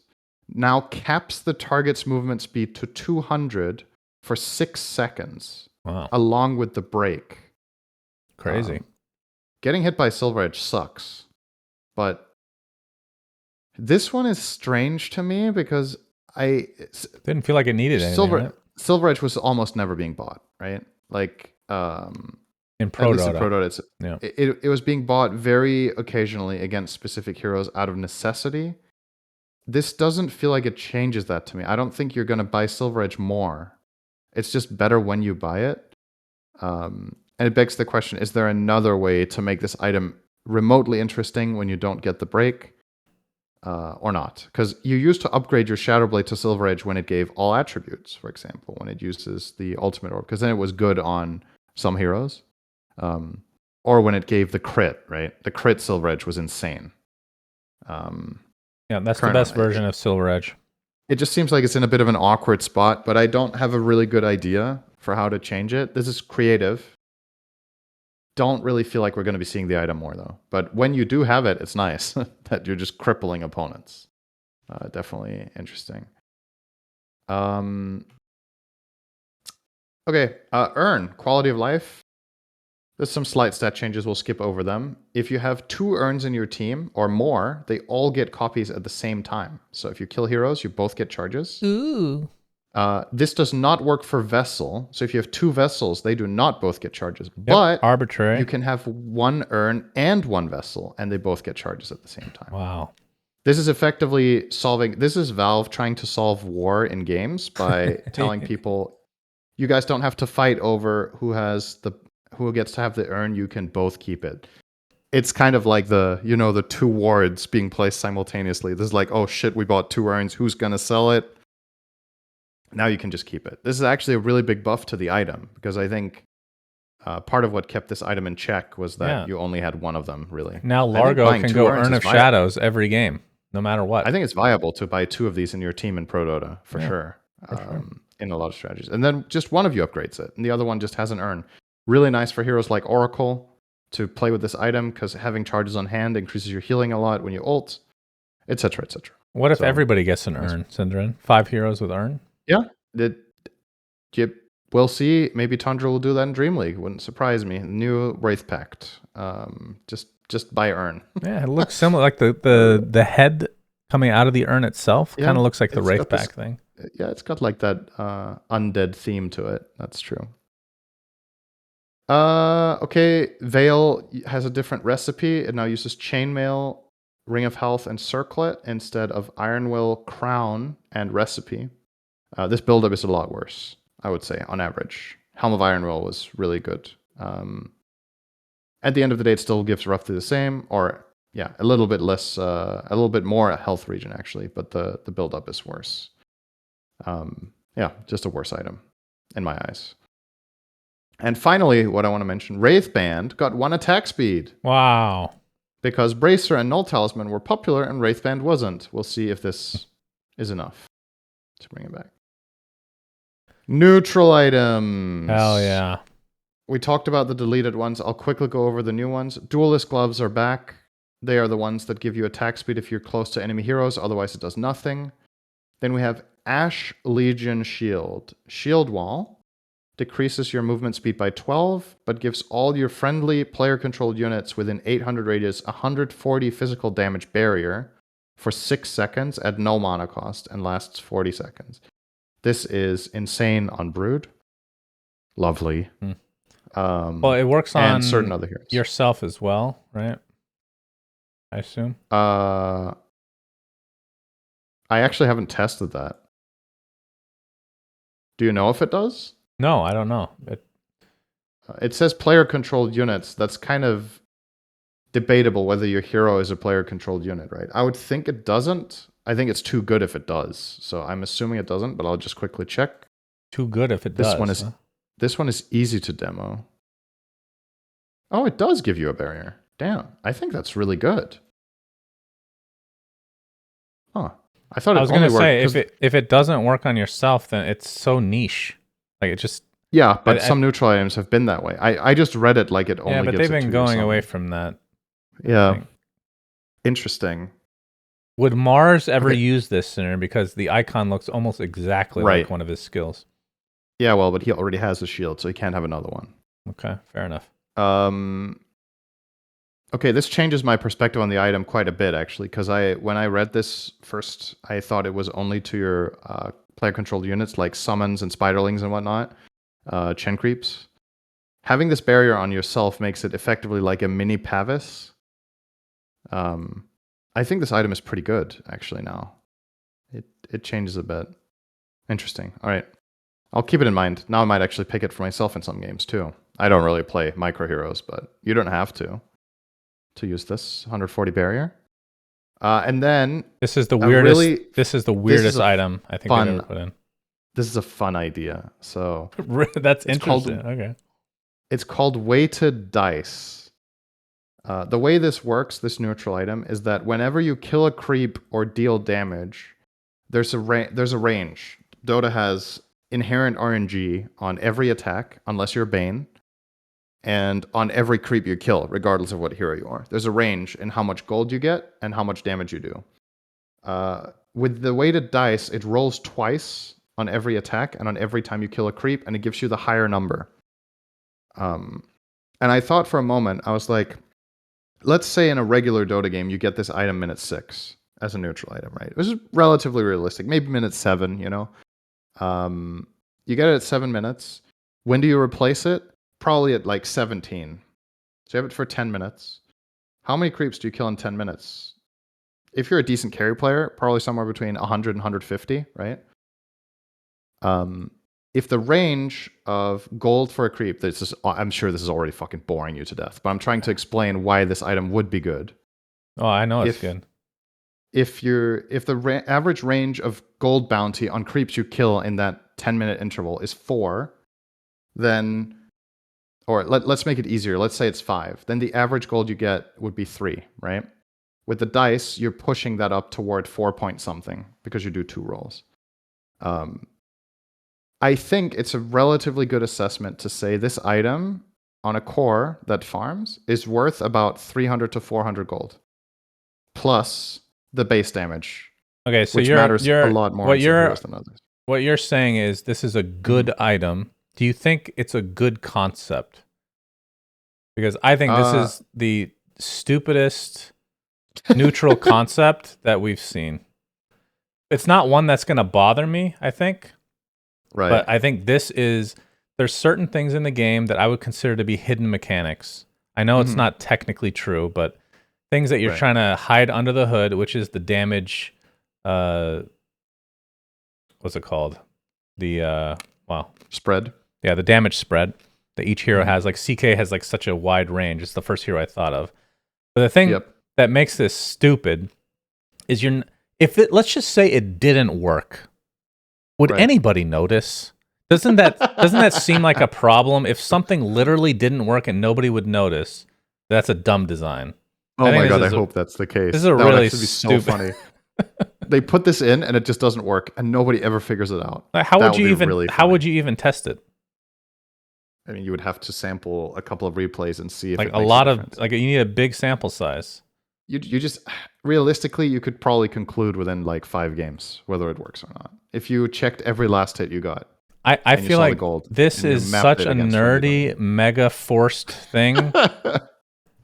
But I'm not saying it's not good, right? Right. Like if I'm a carry, I'm probably picking this, but yeah, I'm not getting any dopamine by using it. I'm just like, okay, I guess I'm doing more damage. Okay. Yeah. Right. I think that's I think that's a fair point. That it's too convoluted and you can't tell. But yeah, from the perspective of if it's good, I think it's good. I think potentially this is an item you should take. That's the problem with something like this, is that I think it's really hard to balance. There's a possibility that this is just the best tier 1 neutral item and you should take it almost every game on every hero, right? What heroes are played that have a big spread that are carries? Chaos Knight and Treant, I think. CK is the obvious one, but Treant? Treant has pretty big spread, I think, yeah. I'm sure that goes into the calculations as well. I guess I'll just mention this now since we're there. Chaos Knight's damage spread used to be 30. They changed it to 20 this patch. Oh, okay. Probably to make weighted dice less good on him, which is such a random thing. And probably because Valve are uber nerds and they're like, wouldn't it be funny if Chaos Knight's damage spread was 1d20? So, which I think is like a nice, funny little detail. But yeah, weighted dice. That's true. I don't know. I'm with you. I don't know if I like the concept. I think it's a really funny idea to play around with. I think this item is getting removed.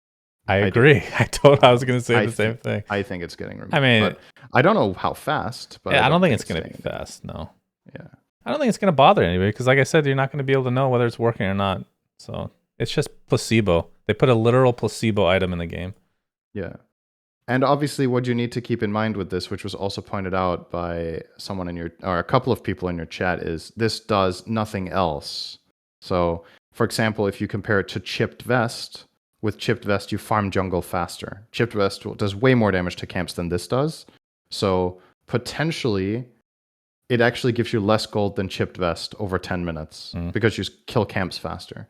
So it's just really hard to assess how good it is until we've had a lot of data. I think this is one of those items where you just look at win rates in a month.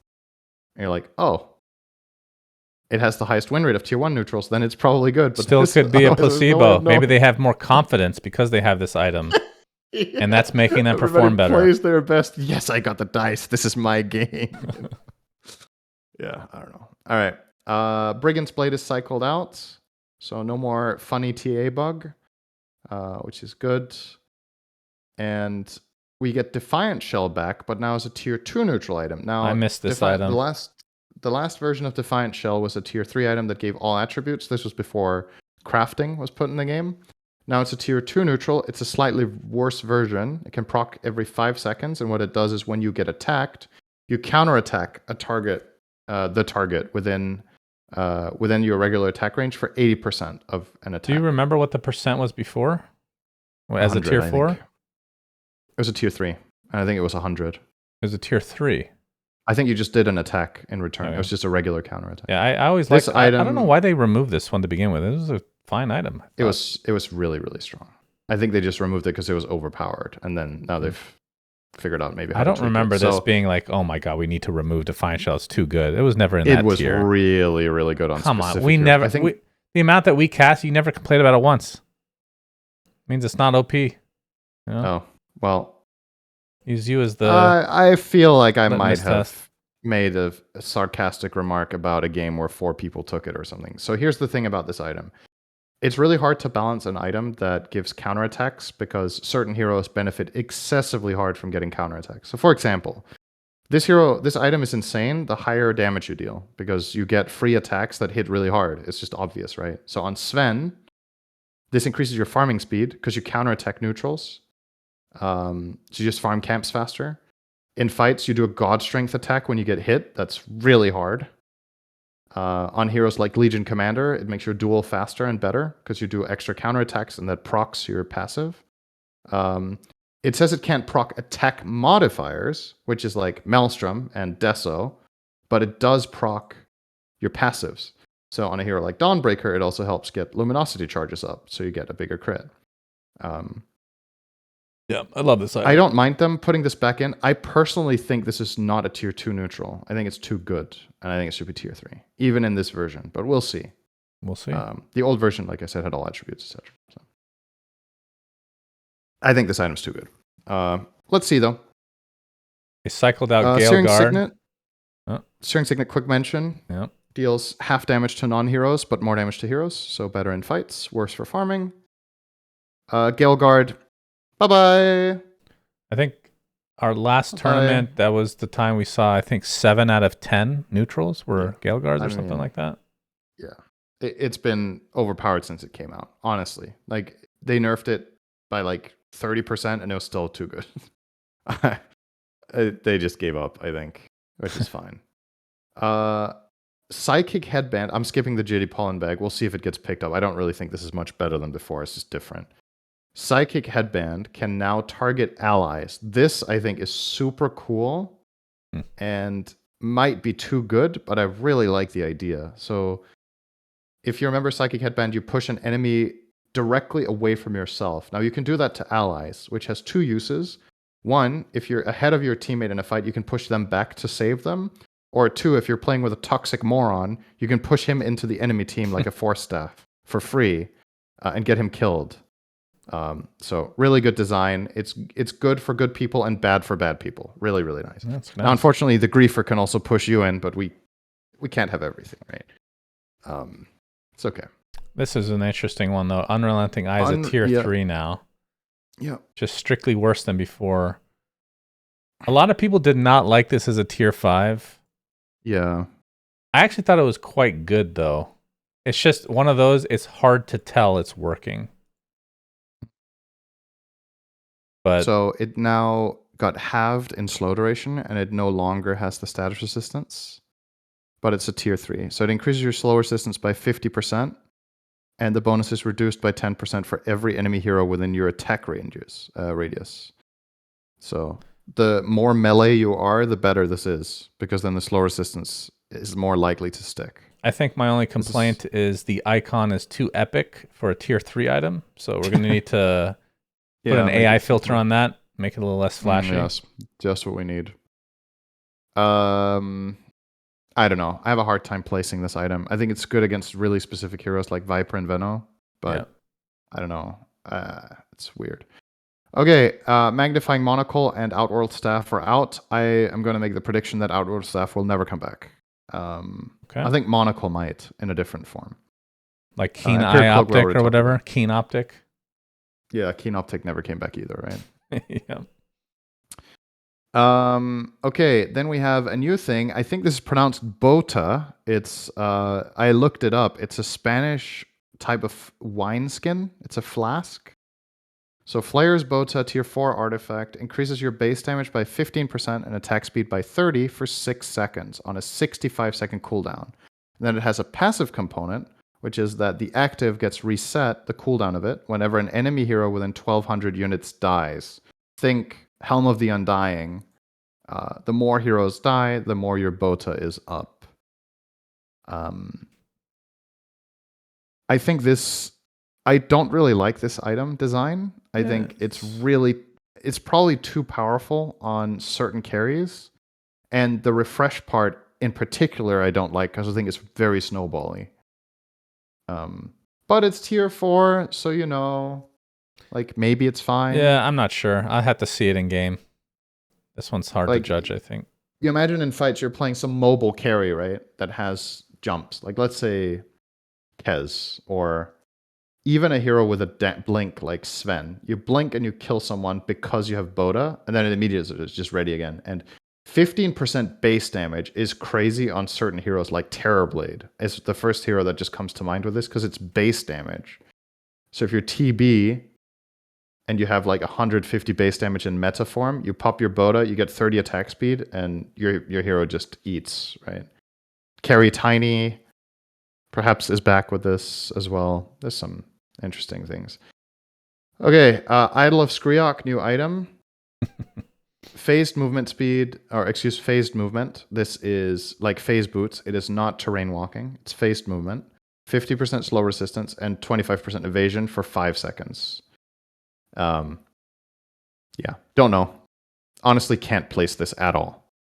It feels like a potential solution to, oh, they have one carry that doesn't have MKB that's really strong. I really don't want to die to them, kind of thing. Just a little bit weird, but seems weak to me. Yeah, I don't know. Maybe the evasion is really good though. I think this next tier 4 sounded a lot better though. The Metamorphic Mandible. Tier 4, Pupate Active. The wearer enters an insect form for 4 seconds, Cinderin, increasing magic resist by 35% and movement speed by 15%, but decreasing size by 20%, as if that matters that much, and armor by 45%, no mana cost. Yeah. Pretty interesting, though, if you're going against like a really heavy magic damage lineup. Yeah. I think this one's cool. Prompted this? It didn't feel like a significantly like magic damage heavy meta, right? Where you needed this item to, or want this item to solve certain I think they things. were watching the podcast and they heard that you love having things give a negative. That's true. That's good. I do like that part about it, that it's double-edged. I definitely do like that. But I don't know if this version of it where you get magic resist but lose armor is really... I assume the armor is... It doesn't say base. No, I think it's total. But good question. That's a... Okay, if it's total, that's very niche. I mean, it's insane against, obviously, heroes like Leshrac, Queen of Pain, Zeus, you know? But, yeah, I don't know.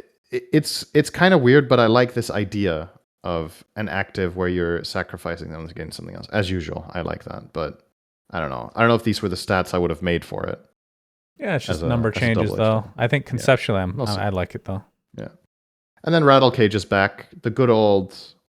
after you take damage from a source, you fire projectiles at random enemies. This is mainly something you take on tanky heroes like Bristleback, Axe, Centaur, heroes that love to get hit. I don't really like this design still, but it's fine. This is never a problem. I just don't. Okay, so here's, I guess, my main gripe with it. It replaces Pyrrhic Cloak, which by all means, please put this in over Pyrrhic, because Pyrrhic was just stupid, right?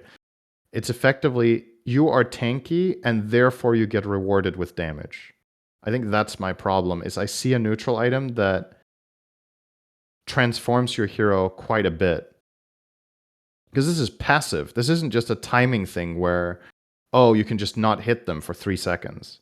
It's just the rest of the game. You just have thorns, right? And it even slows movement and attack speed for a moment when you get hit by Rattle Cage. I don't know.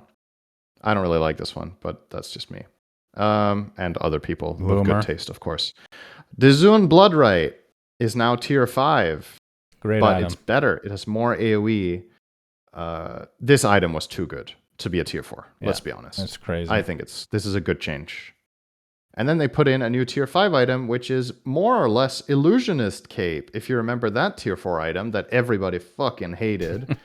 But it's tier 5, so it's okay. Whatever. It doesn't happen that often. And it's more... I think you can put it in some really egregious shit as tier 5 and people don't complain. It needs to be Helm of Undying tier before people get upset. Yeah, they have really ruined because of you, because I know they watch the podcast. You complain about tier 5s all the time, despite never playing against them yourself. And for me, playing against them all the time, they're fun, they're cool. They have nerfed these so fucking hard. How is this a tier 5, man? Seriously? Come on. So it creates an illusion. You spend 10% of your health to create an illusion that lasts for 20 seconds, that does 50% damage and takes 240% damage. But it's only a 30-second cooldown and a 20-second duration. So you can more or less have an illusion the whole time. This is obviously really good on heroes that synergize with illusions, like PL or Terrorblade, etc. You're 60 minutes in. Like, who cares if you have one extra illusion? Like, for a tier 5, comparing it to things that were removed, which is however 20 seconds of extra life.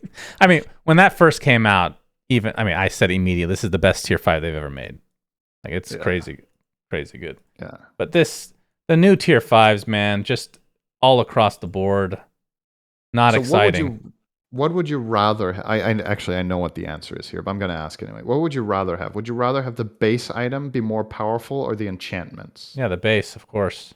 Yeah, I knew you were going to say that, so I don't know why I asked. All right, I don't know either. I didn't have a problem with Helm of the Undying, actually. Okay, heroes. Well, here's what I think we should do for heroes. Okay. There is so much stuff. I think everything that's like a small numbers tweak we skip over. Yep. And if people are interested, you can read all the little, you gain 1 strength, you lose 1 agi, whatever. We'll talk about every major hero rework, and we'll talk about every shard change, every scepter change, and if heroes are like truly like big changes to abilities, like damage types and all this. If you're cool with that, then let's do that. Yeah.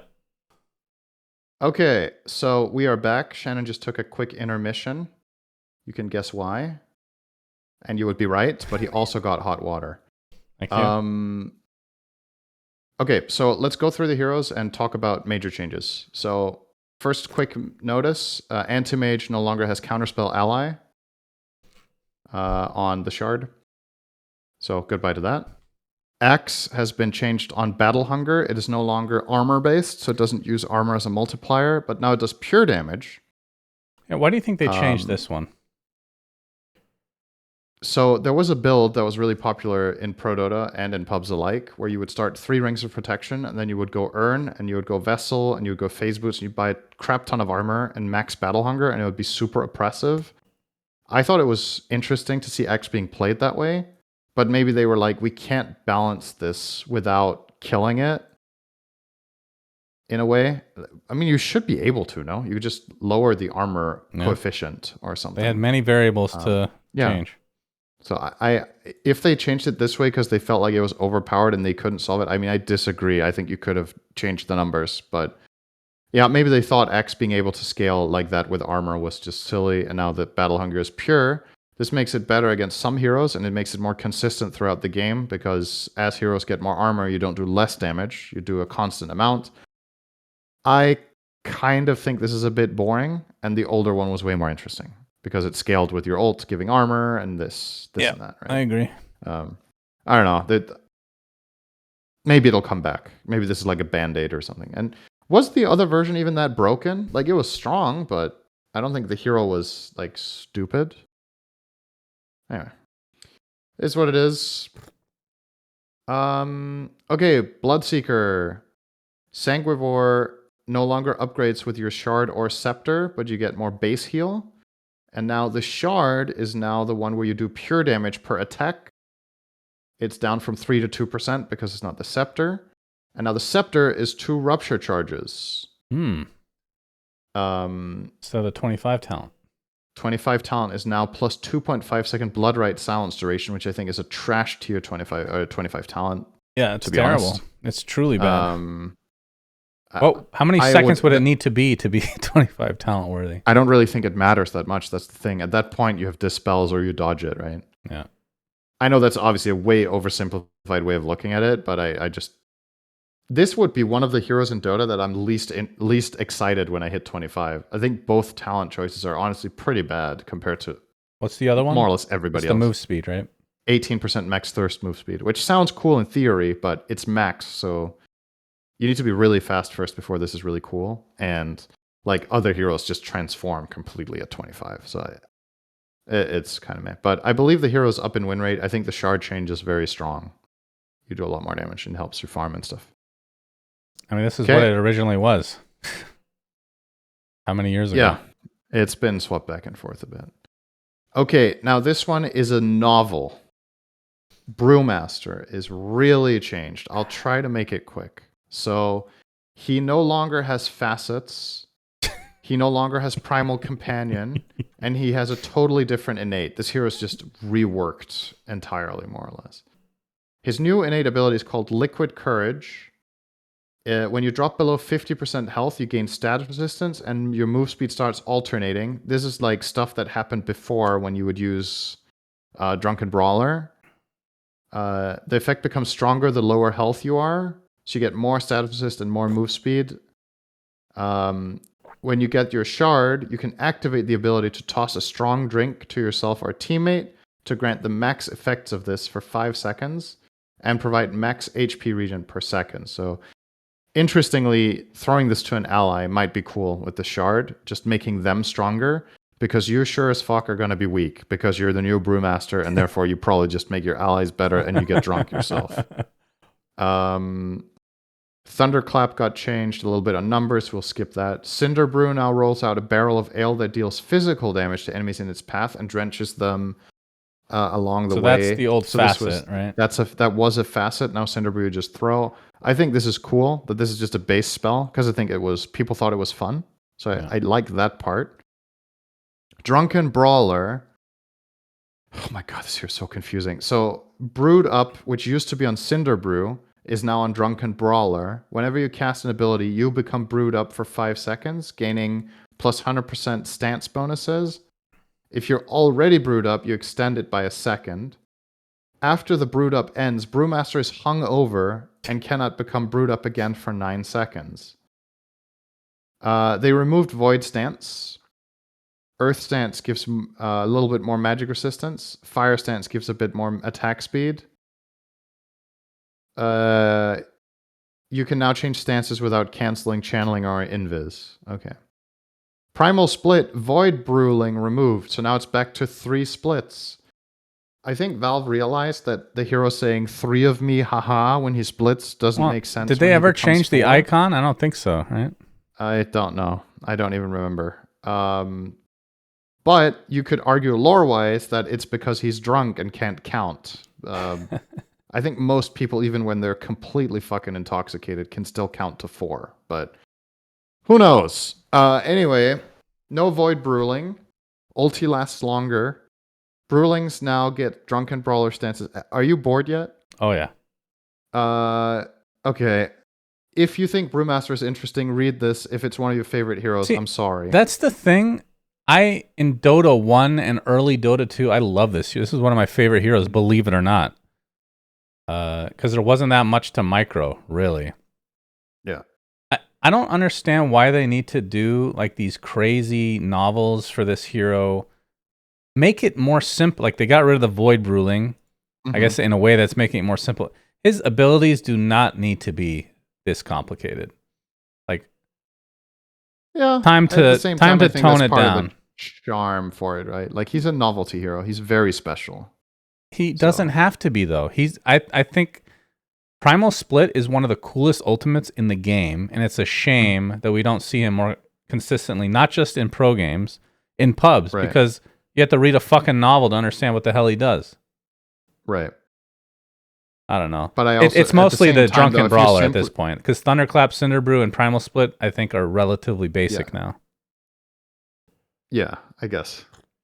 Okay, I should mention, the Scepter allows Brewmaster to cast your Primal Split early, and then it gives you Brewed Up bonus to all Brewlings on cast. So when you activate ult, all of your illusions, or all of your copies or Brewlings have the Brewed Up bonuses, and they get stronger with Ags. Earth has more stats, and Storm has more stats, and Fire, they're just stronger. You buy Ags, your ult is stronger. That's it. It would be cool if you get the Void Panda with a 25 talent. That would have been a nice touch, honestly. That's right. Exactly what you wanted. Make the hero less convoluted. Give him Void Panda. Good. I mean, it's a 25 talent. Very consistent. It's fine, Shannon. You're doing great. Keep it up. All right. Brood Ags no longer increases, or the shard rather, no longer increases the duration of your insatiable hunger. Your illusions now also benefit from web. That's it. Then I quickly want to mention CK. Just the damage spread. I did say it earlier, but his damage is now 53 to 73 instead of 48 to 78. So the spread is lower. He's more consistent. I feel like this happening in the same patch as the dice is not a coincidence. It's like Valve like putting in Easter eggs. Both of those things are Dungeons and Dragons related, right? It's D20, 1d20 like on d20 on his damage spread, and rolling twice is a classic thing in Dungeons and Dragons for like, I actually forgot what it's called when you do that, but you do that. Anyway, Clinks has been reworked again. Again. No more facets. I don't. They cannot figure out what to do with this hero. Hey, I can help. Raising my hand. Get rid of Death Pact as a skill. Give him regular stats. Thank you for coming to my TED Talk. Thank you. Yep. Oh yeah, the thing with rolling dice twice is called advantage. I actually should remember that because I played Baldur's Gate 3. So yeah. Anyway, Clinks no longer has facets, no longer has Tar Bomb, no longer has Bone and Arrow, which was his old innate. Now he has a new innate called Infernal Shred, which makes him do a stacking debuff that cause attacks to pierce armor, and you apply 2% yourself per attack, and skeletons apply 1%, and the cap is 20%. You now have Searing Arrows again, so you can orb walk. Yeah. And your archers fire Searing Arrows with 50% effectiveness. Archers target the enemy attacked by Clinks with Searing Arrows. So some quality of life, I guess, in that sense. Yeah, that's pretty much the main gist of it. Really exciting. He gets Searing Arrows back. Really exciting. I don't know. If you care about this hero, talk to Crit. He will talk more about this hero than anyone else. It's his favorite hero ever, and he just doesn't know what to do. Fear also used to love this hero. I think neither of them has played it for years almost at this point. They're trying, but doesn't. Well, it's a different hero at this point, right? Yeah, I guess so. Quick mention to Crystal Maiden. She gets 2 buffs. She gets 2 int, and she does not lose movement speed. Wow. Impressive. Yep. That's a buff for her. Okay. Aghanim Scepter on Dawn no longer gives reduced airtime or channel time, so that's just a nerf. It's not faster. I don't think the hero needed a nerf on this ability. I don't mind it, but I think she didn't get buffed to compensate. So, I'm a big Dawn fan. It's one of my most played heroes, and this doesn't really. I don't think this was right to do. Anyway. It's not right. It's not right, Shannon. They can't just do this to my love. Have you tried emailing Ice Frog lately with your suggestions? No, you have to join Deadlock forums, I think. Yeah. Message Yoshi. He'll be like, I'm busy. Try again in 6 years. Death Prophet. Witchcraft. Her innate no longer levels, or rather, Exorcism no longer gives bonus move speed, but now her innate went from giving 0.5% per level to 0.05% plus 0.75% per level. So she gets more movement speed, or rather, she gets movement speed every time she levels up, and this overall should be a pretty big quality of life change for her, that you're just faster the whole game rather than only when you have ult on. Yeah. I think this is just it strikes me as just a clear buff. We'll see how it adds up when you crush the numbers, but just being able to farm faster and move around just must feel nice. Okay, Doom lost Devil's Bargains facet. Rest in peace. He now has 2 facets instead of 3. After everybody was abusing and trying to find ways of breaking the game with this, the Valve were just like, we can't be bothered, so they just removed it. Yeah. Good riddance, honestly. Okay, Earth Spirit again. Oh man, gets reworked. Mira is gonna be, or Effie's gonna be real happy about this one. Yep, Earth Spirit lost 3 facets. Congratulations. 3 out of 3. 3 Cheers. out of 3.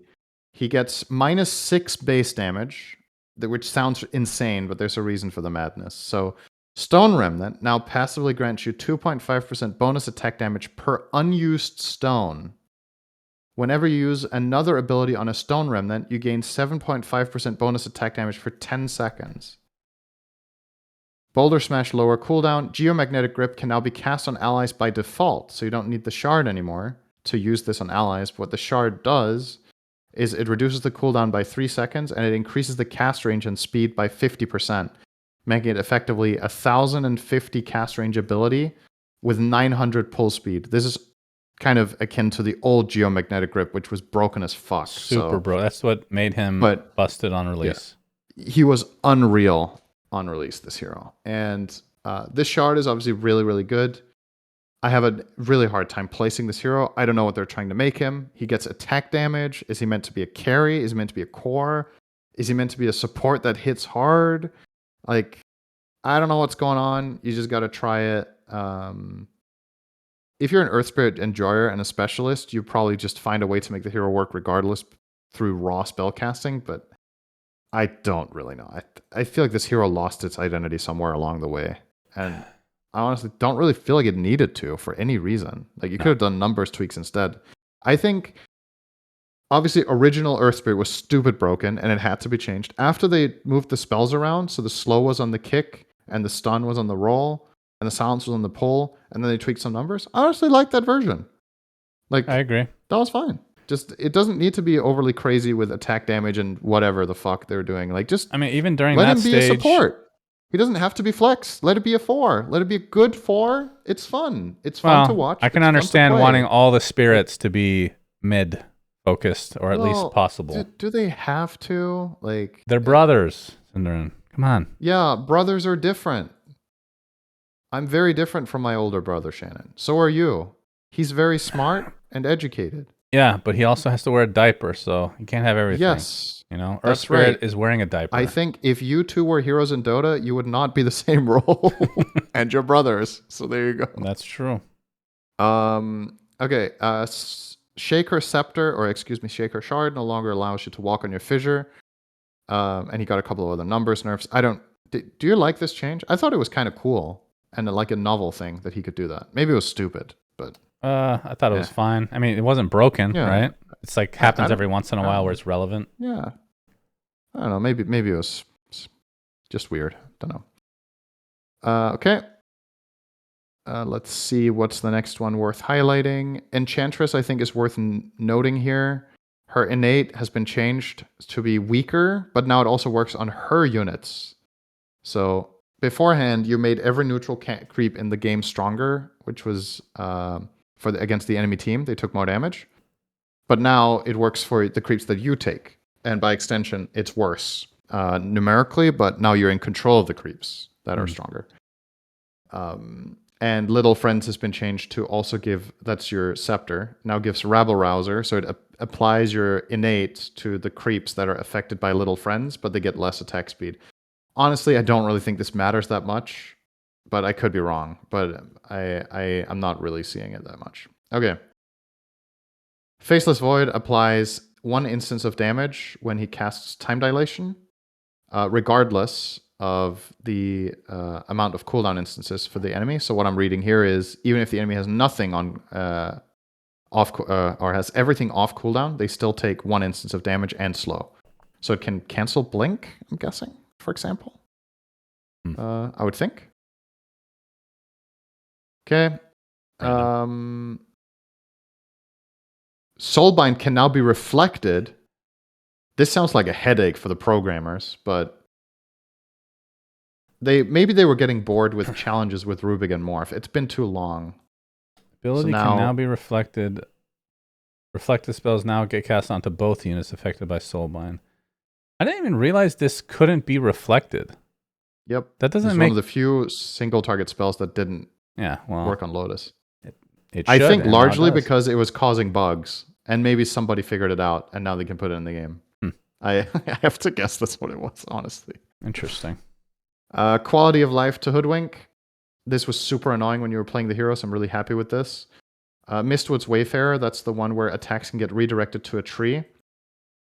Can no longer target trees affecting Acorn Shot or Bushwhack. So what would happen was you would shoot a Bushwhack or shoot an Acorn Shot into a creep wave to kill it, and then you would dodge a melee attack from a creep, and it would break your tree, and then your Bushwhack would miss. So yeah, I think this is just fine. And also it doesn't fuck your Bushwhack now either, that you randomly dodge the tree that someone is rooted to. That's just silly. So nice. Just good change. Okay. Actually, quite a bit of stuff to skip over now. Kez got a lot. There's a book about Kez, but largely it's not really. It's almost only number changes. Yeah, this looks like a letter patch here. Yeah. Every letter patch. If you like, so far, if you like chickens or hate chickens, read this and see what you think. If you're a chicken man, it's for you.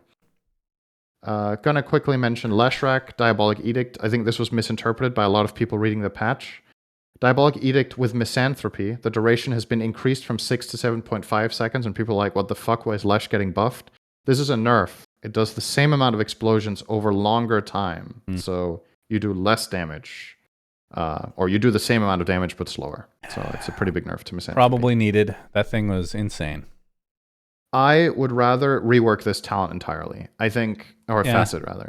I think this hero is iconic for Edict damaging towers, and I thought it was boring to see every Lesh game just do hero damage on. Yeah, I agree, because in a way it's just like, I know it's not the same, but it's damage on damage with Pulse Nova Diabolic. It's kind of the same thing. Yeah, I agree.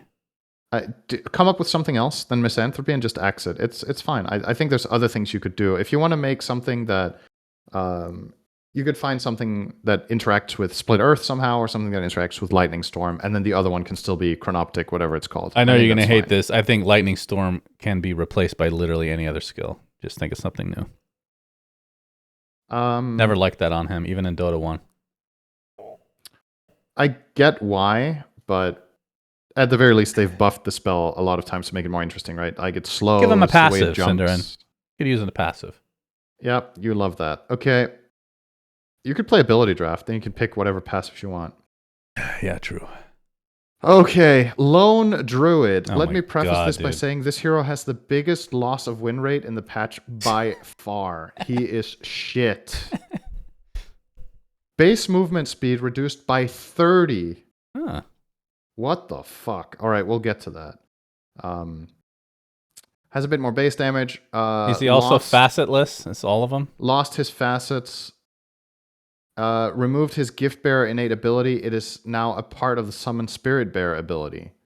Wait, does he also not have an innate? Does this hero just have nothing? Wait, what? Oh, hang on. He does have an innate. His innate is Summon Spirit Bearer. Yeah.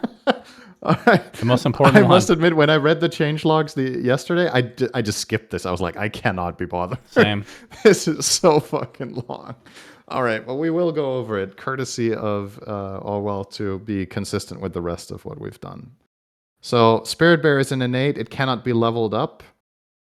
Spirit Bear now counts as a melee hero for most spells. Since the bear is a hero, all unit-related changes move to a separate Spirit Bear section below. This section is for the Summon Spirit Bear only. Cooldown change to 2 minutes at all levels. Or it's just one level, right? Entangle is now a point target basic ability. Allows Lone Druid to entangle enemies once they gain 5 stacks of this ability. Entangled enemies are unable to move and take damage. When cast, applies 2 stacks to each enemy hero in the area and 5 stacks to enemy creeps, and empowers Lone Druid for 10 seconds, making him apply 1 stack with each attack on enemy heroes. Do you even understand what's going on here? Whatever. Enemies are protected from gaining new stacks while they're already entangled. Pierces debuff immunity. Lone Druid's empowered debuff and enemy stack counter debuffs are undispellable. Bro, like, what the fuck, man? Like, okay, when you get Scepter, it increases the radius of entangle to 450, and hero stacks cast to 5, instantly entangling them. It also removes stack protection from entangled enemies so they can get rooted again. Spirit Bear's Entangling Claws reworked. It now levels up with this ability and passively provides empowered attacks at all times. That's with Entangle. Like, honestly, I feel like I could read literally every line to everybody listening and nobody would understand this hero. Correct.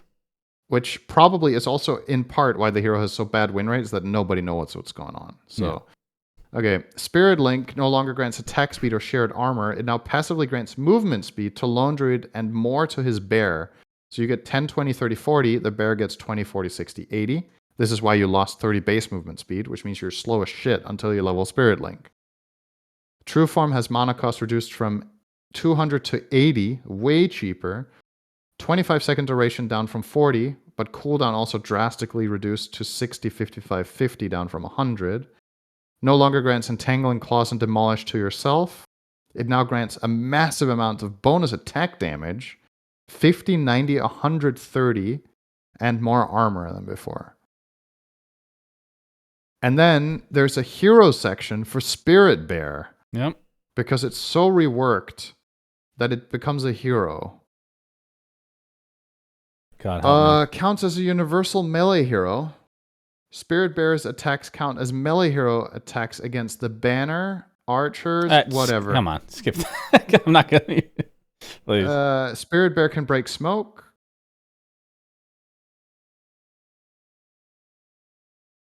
Okay, it's mostly stats. Yeah, it's mostly stats. Congratulations, Lone Druid. Or I'm sorry that happened. Probably sorry that happened based on the win rate. All right, we're moving on, guys. Yeah, if you love Lone Druid, I am so sorry. But at least you don't love PL, which is actually nerfed less somehow, as it turns out. We'll get there, though. Diffusal was mainly why people thought the hero was dead, but we'll see. Okay. Marcy lost a facet. Goodbye. She lost Fleeting Fury, which is the one where when you jump, you get 3 extra attacks on Unleash. So it's the rebound one, and isn't there a sidekick one still?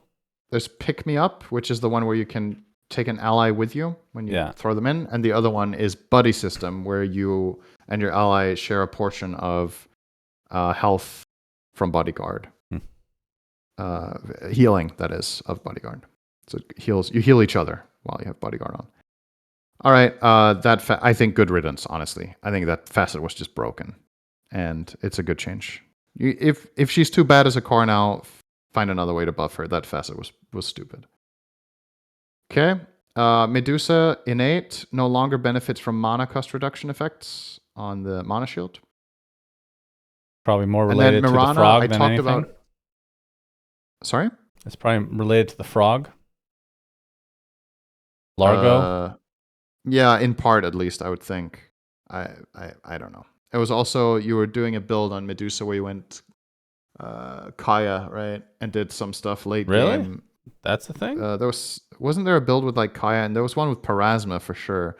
I don't remember exactly. I think you could go, I think some pro build had Kaya Sanj in it.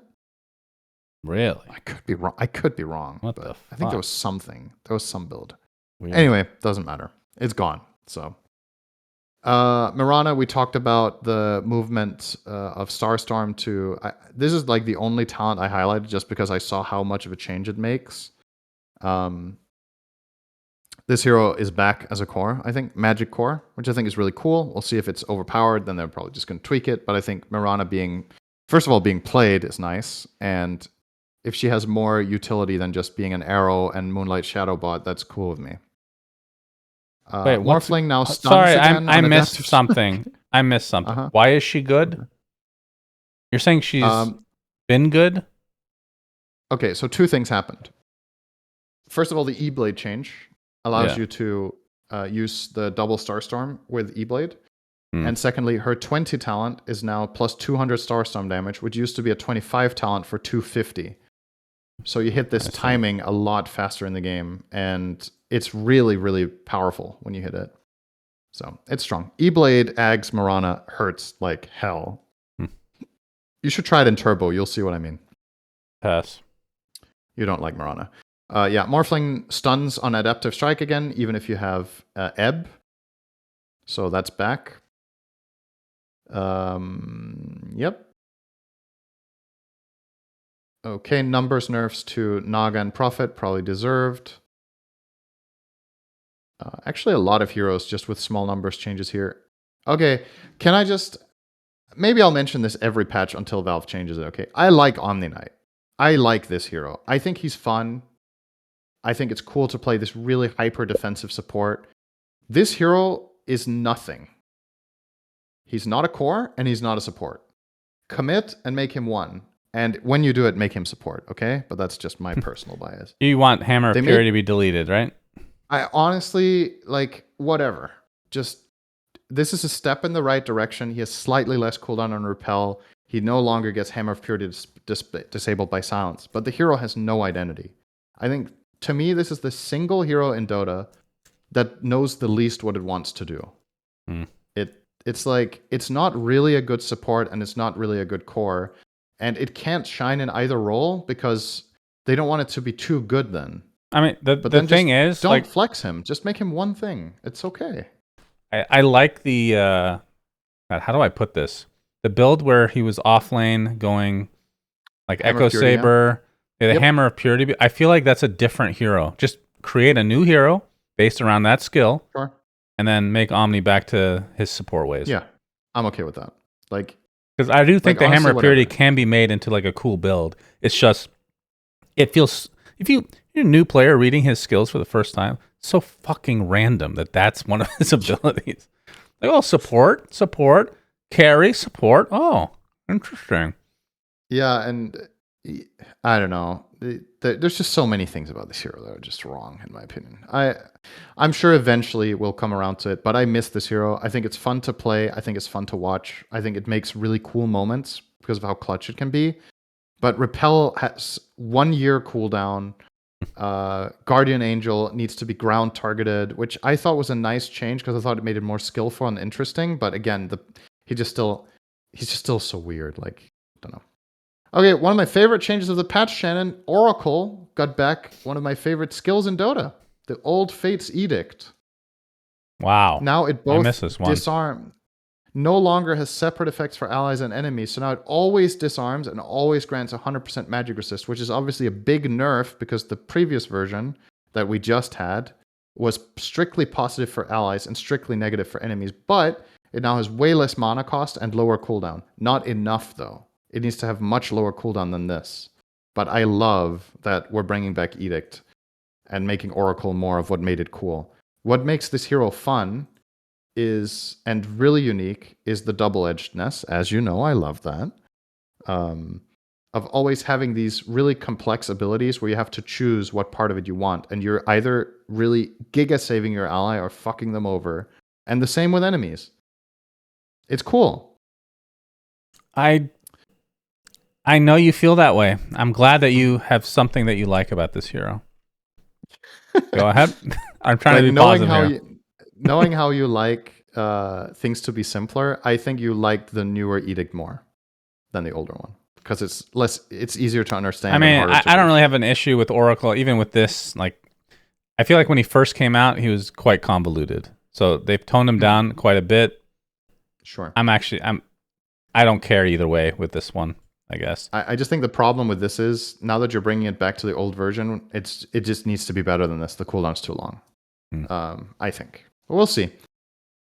The mana cost originally on release was also 50. Now it's 70. It's worse. Anyway, Pango, your second favorite hero, lost his facets. Yep. Thanks, Valve. I think he's one of the biggest losers of the patch. He's just worse. Shield Crash no longer slows. It takes a full second to reach max speed in Rolling Thunder, so you're like accelerating. Okay. Too bad. Phantom Lancer. Agility gain increased by 0.6. Has no facets. I think I'm going to laugh every time you say it. It's just like, okay. If you want to change every hero had facets, right? If you want to change a hero and you don't really know what to do, just give them some bad facets. Don't rework them until you have it ready. One gives 5 move speed, the other one gives 5 damage. Just pick. Okay, I mean, no, not like that, right? But It feels like, okay, we feel like we have a quota of heroes that we need to rework. We think this hero is stupid, but we don't really know what to do. So we're just not putting a facet on it. I don't know. Like that's just a bit weird to me. Like obviously these heroes are going to get facets down the line, but it makes this really awkward intermediary period where either the hero itself needs to be really strong to compensate for the fact that it has no facets, or it's just gonna be shit. Hmm. Like that's it. It's just it's kind of weird. It's like this is like an old hero now because it doesn't have facets, just like some of the other ones. They just don't have it. If you're gonna have the system in the game, have it on every hero, right? Anyway. Okay. Illusory Armaments, his innate. Ability reworked. Whenever an illusion of PL is created, it can't have less than 18% of Phantom Lancer's damage for 3 seconds. Damage increases by 2% with every 3 PL level ups. Okay, so his illusions hit hard early, and then they get weaker. He got a pretty big agi last. gain increase as well. Yeah. Pretty meaningful. Phantom Rush no longer gives bonus agi. Cooldown rescaled to be faster on level 4, but worse on level 1 and 2. Gives you evasion while rushing. No longer lingers. And evasion is lost once you reach your target or you cancel the rush. So a couple of things have obviously happened here. He lost his facets. He can't benefit really from diffusal on his illusions anymore. They don't burn mana, but it might still be good on the hero just to, stick on targets. But I think perhaps you do that in a different way. And it feels like even more so than before, Valve are trying to make this hero based more on attack damage, which they were trying with the previous version too. I'm biased against this hero because I fucking hate it. So if it's bad, I'm happy. But I feel sorry for people that like it and liked what it was. If they can't play the hero in the same way at all anymore. But I genuinely don't know. Like maybe this isn't that bad. I got destroyed by a PL today. It might like who knows? It might still be good. It might still people just need to figure out the new tech. Maybe it's a good hero. My favorite part of this change is Lancelot being removed. That was the dumbest part of PL for me. And I think that is the biggest nerf out of all of this and what made the hero viable. Which one is that? In Pro Dota. That was the one where all of your illusions threw a spirit lance that dealt damage. Yeah. And that was pretty much the only reason this hero could even exist in lane and not be shit. So I think now PL loses every lane that I can think of. I just think this hero is bad against everything in lane. And Lancelot was what gave you a chance because you would use Doppelganger and then you would throw out a lance and it would actually deal solid damage. Now I just don't see, like, what are you good against in lane? I think you're bad against everything, right? You're just weak.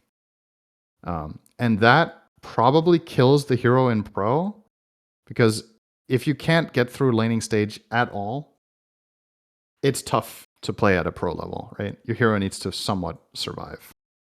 And I don't know, maybe if you have like some sick 5 that is enabling you and the enemy offlane is weak, perhaps you can last pick this hero or something. Who knows? Okay. Puck no longer can use Puckish, which is the innate where you regen mana and health from using tower attacks. I think this is a really elegant change and is a good way of nerfing Puck. People are, at higher skill, people were exploiting the crap out of this. Yeah. Every time phase shift was ready, you would take a tower hit to heal. Good thing that's gone. Ricky has no facets. Okay. Backstab no longer levels with Cloak and Dagger. That's his innate. Agility damage multiplier rescaled to get stronger per level of Ricky. It works on allied units at 25% effectiveness, so for denies. Damage is done as a separate instance of damage instead of part of the attack damage. Okay. How reworked is this hero really? It's mainly just numbers. And then the backstab change and you kill his facets. Cloak and Dagger, the ulti grants experience when killing a hero and experience when getting an assist, so you level faster. So this was one of the facets, kind of, right? Yeah. Contract killer. Yep. Kind of.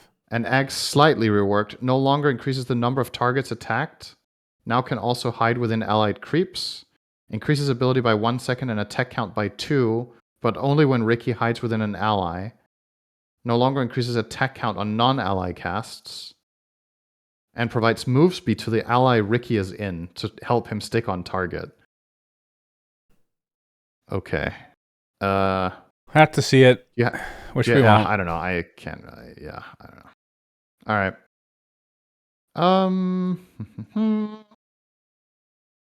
Okay, I think we're actually rapidly approaching Treant, but first we get over Slark. He no longer has facets. This hero is really weird now, actually. But it might be for the better. So no facets. His innate is now Essence Shift. And now he has a new ability called Saltwater Shiv. It slices the target and steals movement speed and health regen with each attack that you hit on them. And then it lasts, there's like a short steal duration, but a very low cooldown. This makes Slark a much better laner because you have Essence Shift and Pounce on level 1. Yesterday I played a game against a Slark and we played a level 1 fight. And Slark got 3 kills, and in the old patch he might have got 0, maybe 1. Because as the fight progressed, he would get Pounce off twice, and he kept getting Essence Shift stacks from his innate. I think this easily makes Slark a better laner, which is part of what makes him strong, is when he's good against melee offlaners. The Saltwater Shift thing, don't really know how good it is, but we'll see. However, he has no facets, so who knows? We'll have to wait and give it time. Snapfire, innate. Buckshot, this is a nice change. Buckshot only affects attacks made on heroes. So beforehand, Buckshot is Snapfire is innate that a lot of the time gives her more damage when she hits, but sometimes you get glancing blows dealing less damage. This was super annoying to last hit with. So they just don't glance anymore or do bonus damage to creeps. It's against heroes. I think that's a good change. Yep. Quality life. Spectre rework.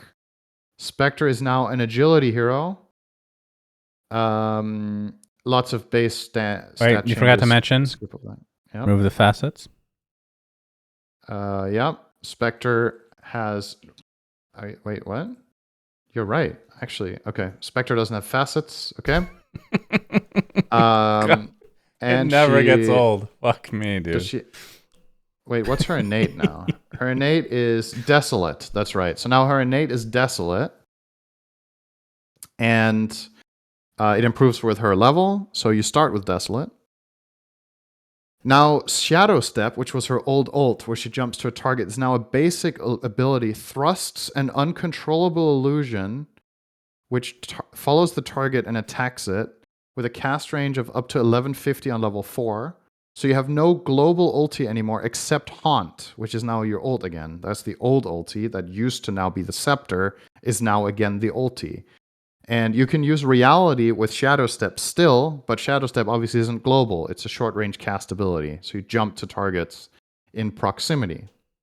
And then Haunt is a giga-long cooldown as usual, 180 seconds level 1, minus 20 seconds per level.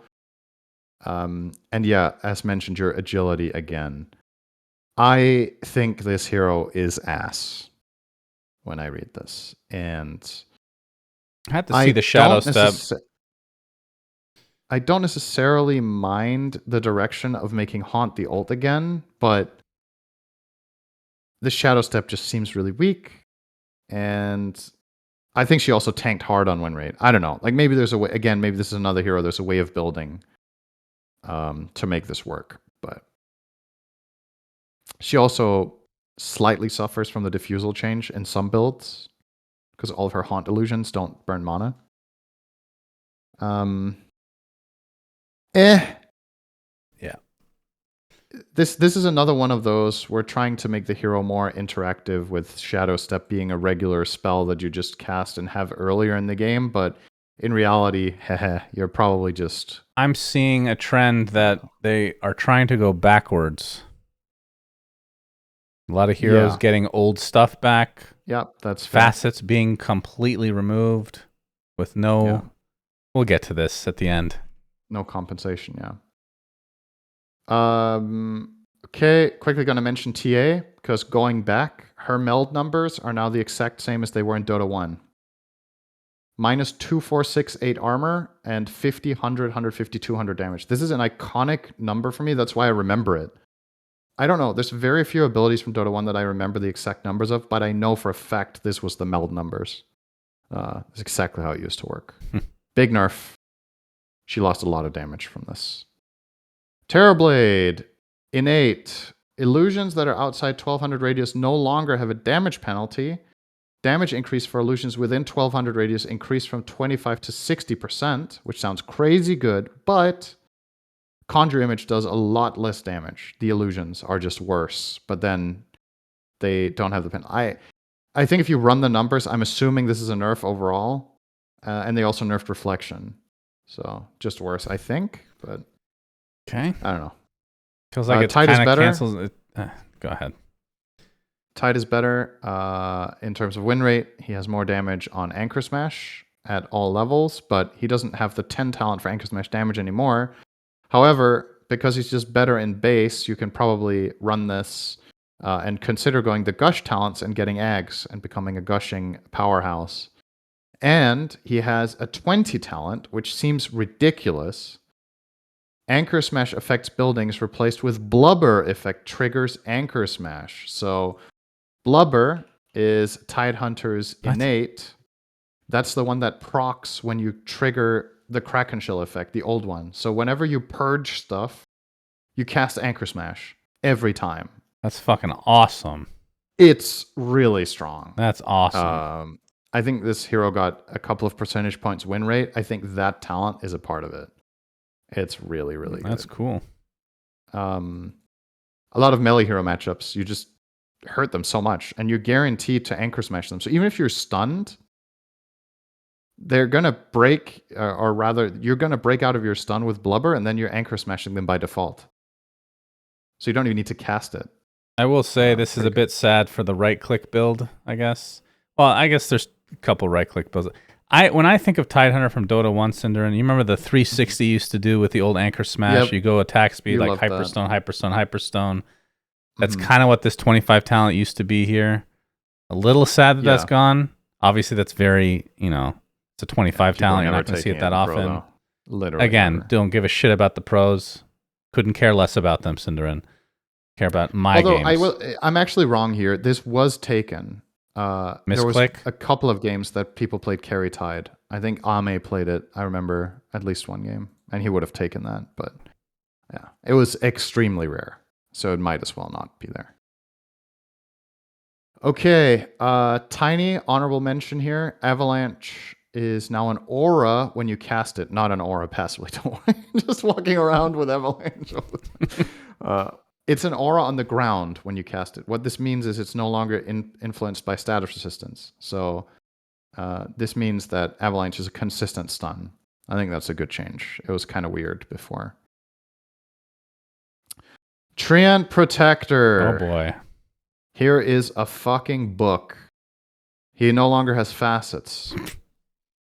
But in return, he's bad. So that's good. All right, let's see. So Nature's Guise no longer gets upgraded with your shard, but you start with it. It can be activated while tree walking to make you invisible until you attack. Cooldown starts when the invisibility ends. It's a really long cooldown, 50 seconds, but it gets shorter every 2 levels. It gets 3 seconds shorter. Nature's Grasp no longer does bonus damage when touching a tree, but the numbers are better. Leech Seed is reworked to now be an attack modifier. Your attacks plant a seed in an enemy unit, dealing damage per second. Magic damage, excuse me, not per second, just dealing magic damage. They are now bound and emit healing pulses. What does that mean? So effectively, they're bound. Bound is a root that is also a disarm. Is that a term? Yes, there are spells that are binds. That was a couple of patches ago. They introduced that terminology. It says bind over you. Yeah, on the debuff it usually bar. says okay. That's the past. Most old roots are still roots, but some became binds. Okay. This is one of them. Now, it also heals upon. I mean, it does shit. Cool. Okay. Living armor you set the theme about going back to old. Living armor no longer grants bonus armor. It now grants damage block. And each time it blocks damage, the effectiveness is decreased until 0. The heal ends early if the damage block is reduced to 0, and it still does healing per second.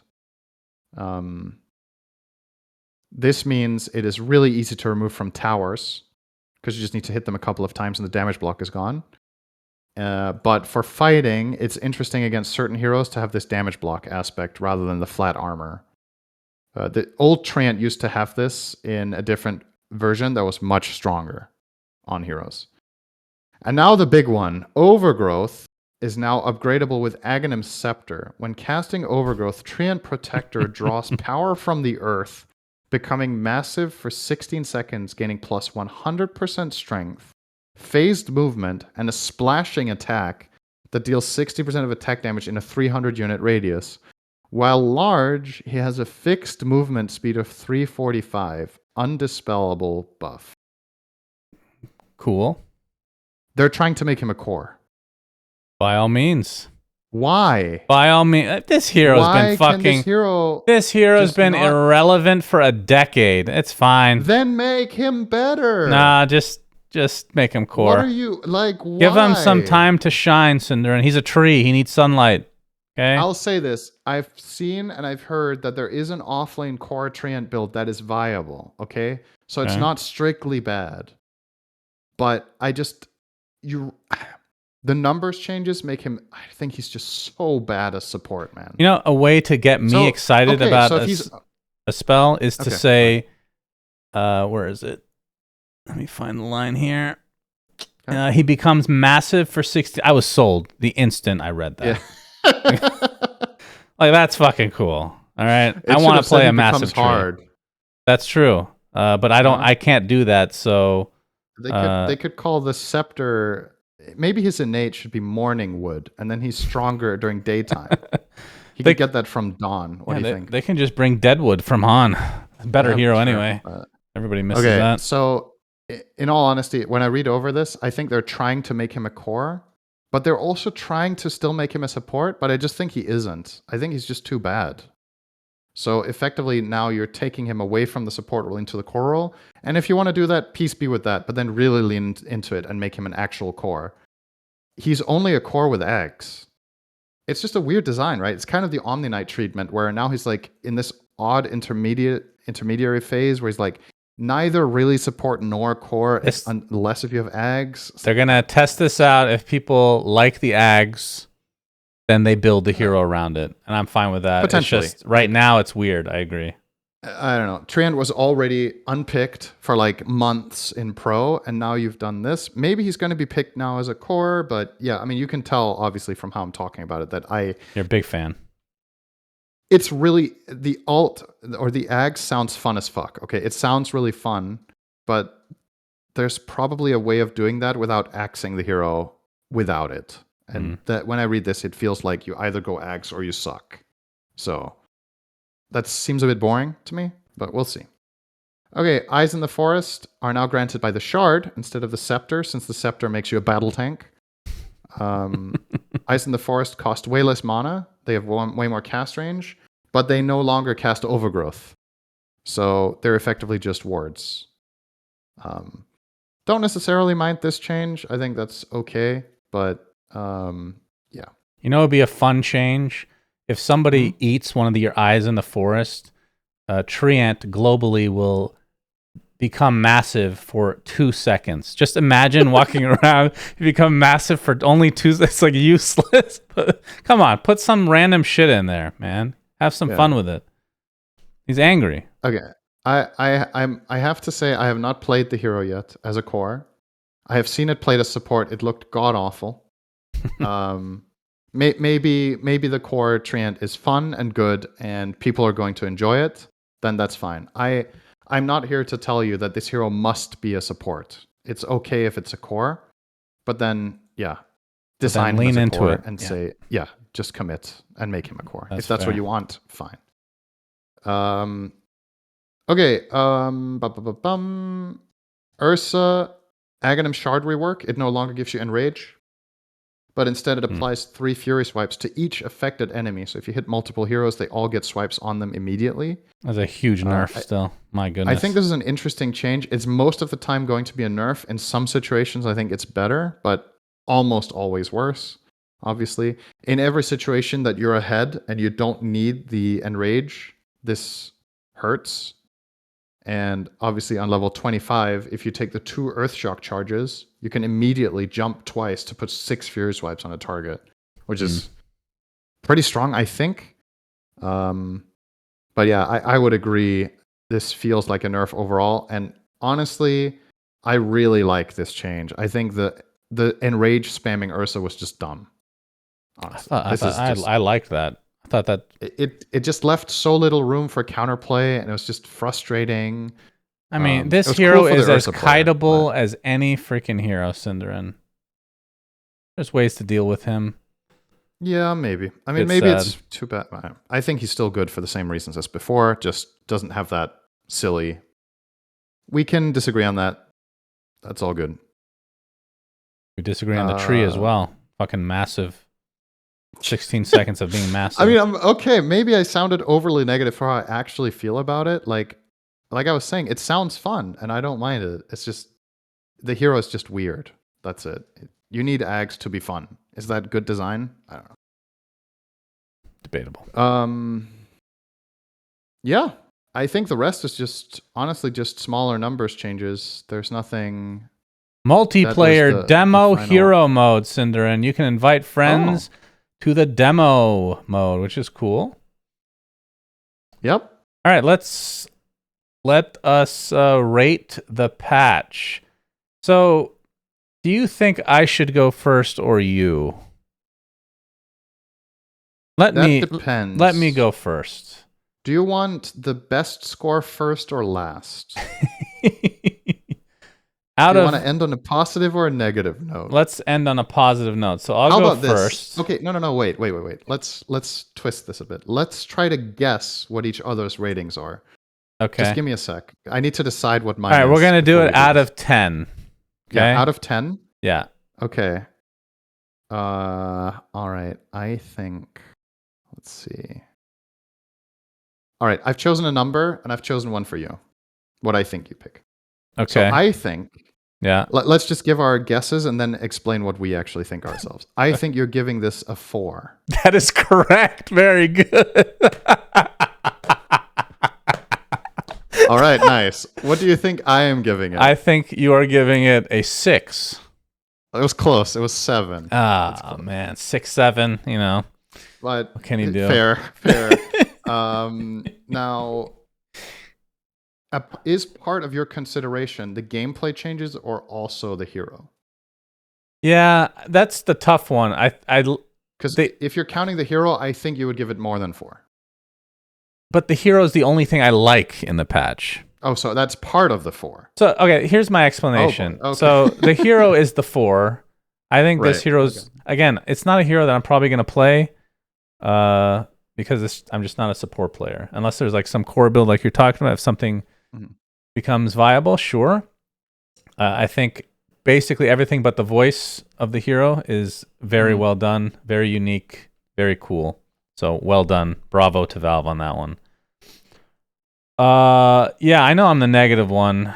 I really hate to be. Actually, and I told you at the last event, I annoy myself when I get too negative these days, but this is half a patch, man. Literally, they deleted things.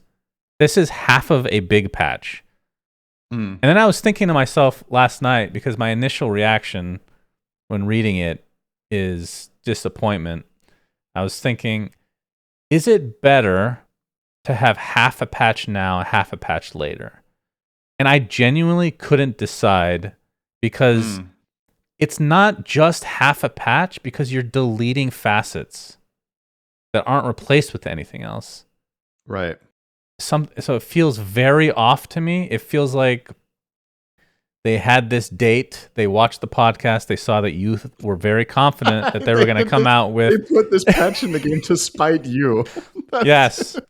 They had a deadline. This was the last... I mean, you mentioned it last week, that this is the last week they can do it before the end of the year, or else it doesn't make sense to do. Yeah. and I feel like they pushed it and had to hold off on the rest. So I think there's a second part to this patch. And again, it reading most of these changes, it's just like a regular patch. Am I crazy? Mm-hmm. Like these are, I think the item changes were generally fine. Mm-hmm. Neutrals, I think most of the new neutrals I found very boring. The tier 5s have gotten worse. Mm-hmm. And 90%, I don't even think I'm exaggerating, 90% of the hero changes are just like regular changes. So That's probably somewhat was expecting a very big patch, whether it was now or, I mean, I said it was going to be in like January, February. Mm-hmm. So this falls very short. Was expecting a PvE thing. There's nothing. Still disappointed. Right. Like a lot of the stuff they're putting in the game is like the Monster Hunter. People like it. That's fine. It's not for me. It's like choosing your hero at the beginning who you're going for. I think that's a cool mechanic. I literally don't care what I get out of it though. So like getting the cosmetics, like none of them are, I don't think they're any good personally, but the cash though that they came out with is great. This fucking centaur thing is god tier. Do you think there's a possibility that they just don't make PvE events again because the effort to how much people play them just doesn't pay off? Yeah, probably. Like there's a huge subset of people that play Dota just for Dota, and even if you put in a really cool game mode, they play it once and then never again, right? Yeah. And I'm part of that group. A lot of the game modes they put in, I tried one time and I was like, meh. And then there were a couple that were really nice, and I played more times, like Aghanim's Labyrinth and Siltbreaker. Like the really good ones, I played a good amount. Yeah, I'm losing faith that that's going to happen. So there's a big chunk of players that just want to play Dota. So why not just make events that are Dota? Right? I do want to say one thing. So 4 out of 10 sounds really bad, and it is. Mm-hmm. But I'm comparing it to other big patches because this is supposed to be the big patch, like obviously, right? This is compared to other big patches. This is probably worse than 4. Honestly, I feel like I'm being, I think, generous here. To be honest, I really understand your arguments, and I think you have a good point.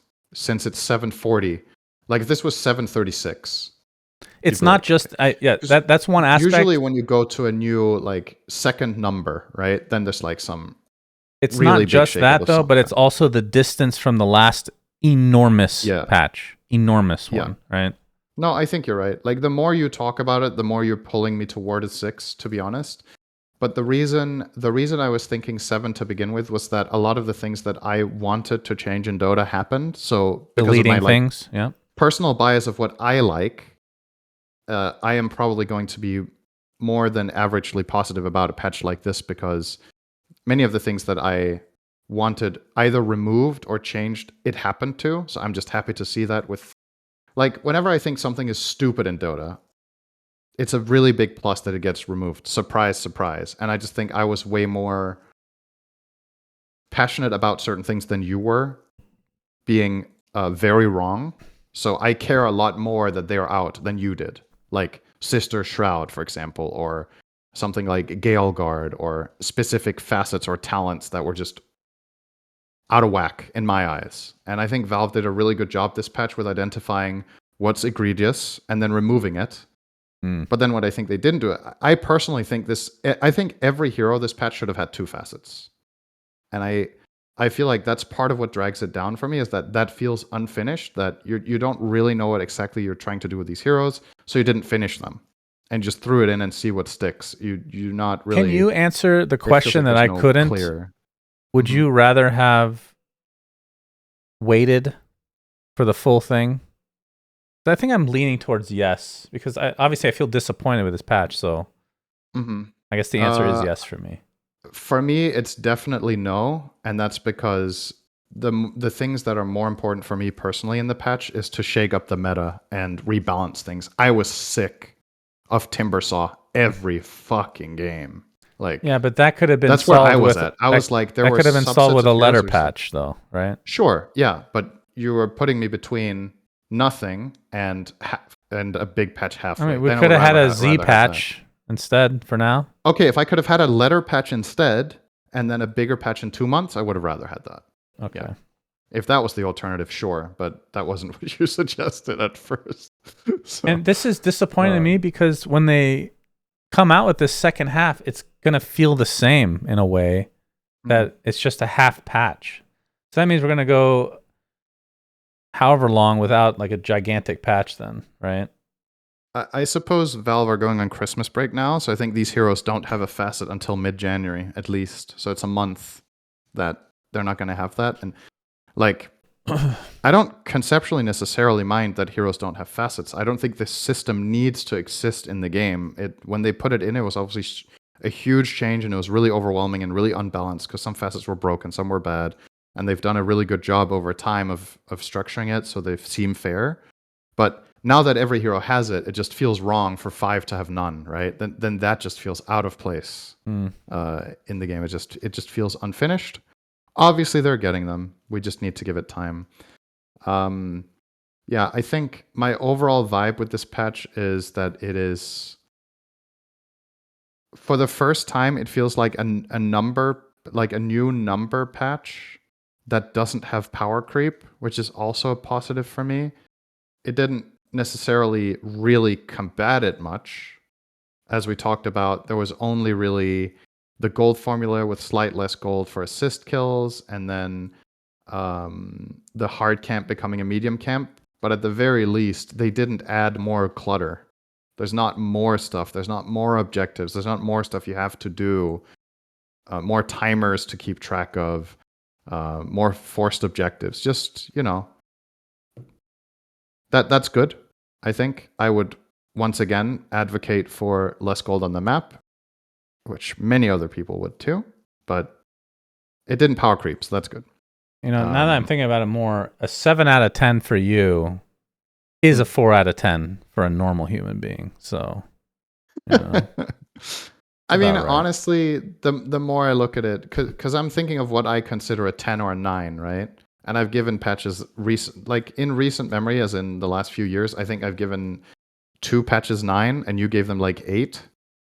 So we were a lot closer on those ones. Yeah. And the more I look at this, the more it is a 6. Oh, now it's a 6, huh? Yeah. So your see, even that doesn't make sense to me. What are you? Okay, I understand that you're happy that things got deleted that you're annoyed with or whatever. But we're comparing this patch to other giant patches. What would you give it? Is the same score? Does that come into your, does that enter your head at all as part of the equation? I guess what I'm trying to think of is what is a 3 for me? Like a 3? How bad does it need to be to? Because I don't think I've ever looked at a patch log and been like, "Wow, this was bad." Yes, yes, I know. And I'm aware you have. Have I ever given anything below a 5? Literally ever? I don't think so. Probably not. But you've made sure to be plenty negative. Oh yeah, 100%. That's just. But then you've still given it a 6 or 7, which is. Yeah, I mean that. I'm getting, like I said, getting tired of being so negative, but I think I'm right. I mean, I just think I'm right with this one. It's always with stuff like this. Whenever you give something a rating, it's always important to say what the parameters are, right? If you're comparing this to a letter patch, it's a 10, right? But if you're comparing it to the fact that this is supposed to be the big patch of the last 3 quarters of a year, then it just doesn't hit the hell yeah, you nailed it mark. Except the new hero. I think he is like a 9 or a 10. Yeah, imagine if he wasn't in this update. Holy shit. And some of the things in this patch, I think, are like in terms. Okay, let's put it this way. Some of the things in the patch in terms of accuracy with what I wanted to happen are a 10. I think some of items that got removed, some of the things that got nerfed, some of the item redesigns with build-up, I think are really clever. I think that's probably why my gut instinct was to go like 7, because there were a lot of things along the way where I was like, yeah, that's smart. That's nice. I like this. Then there's 4 hero reworks that I flat out don't understand.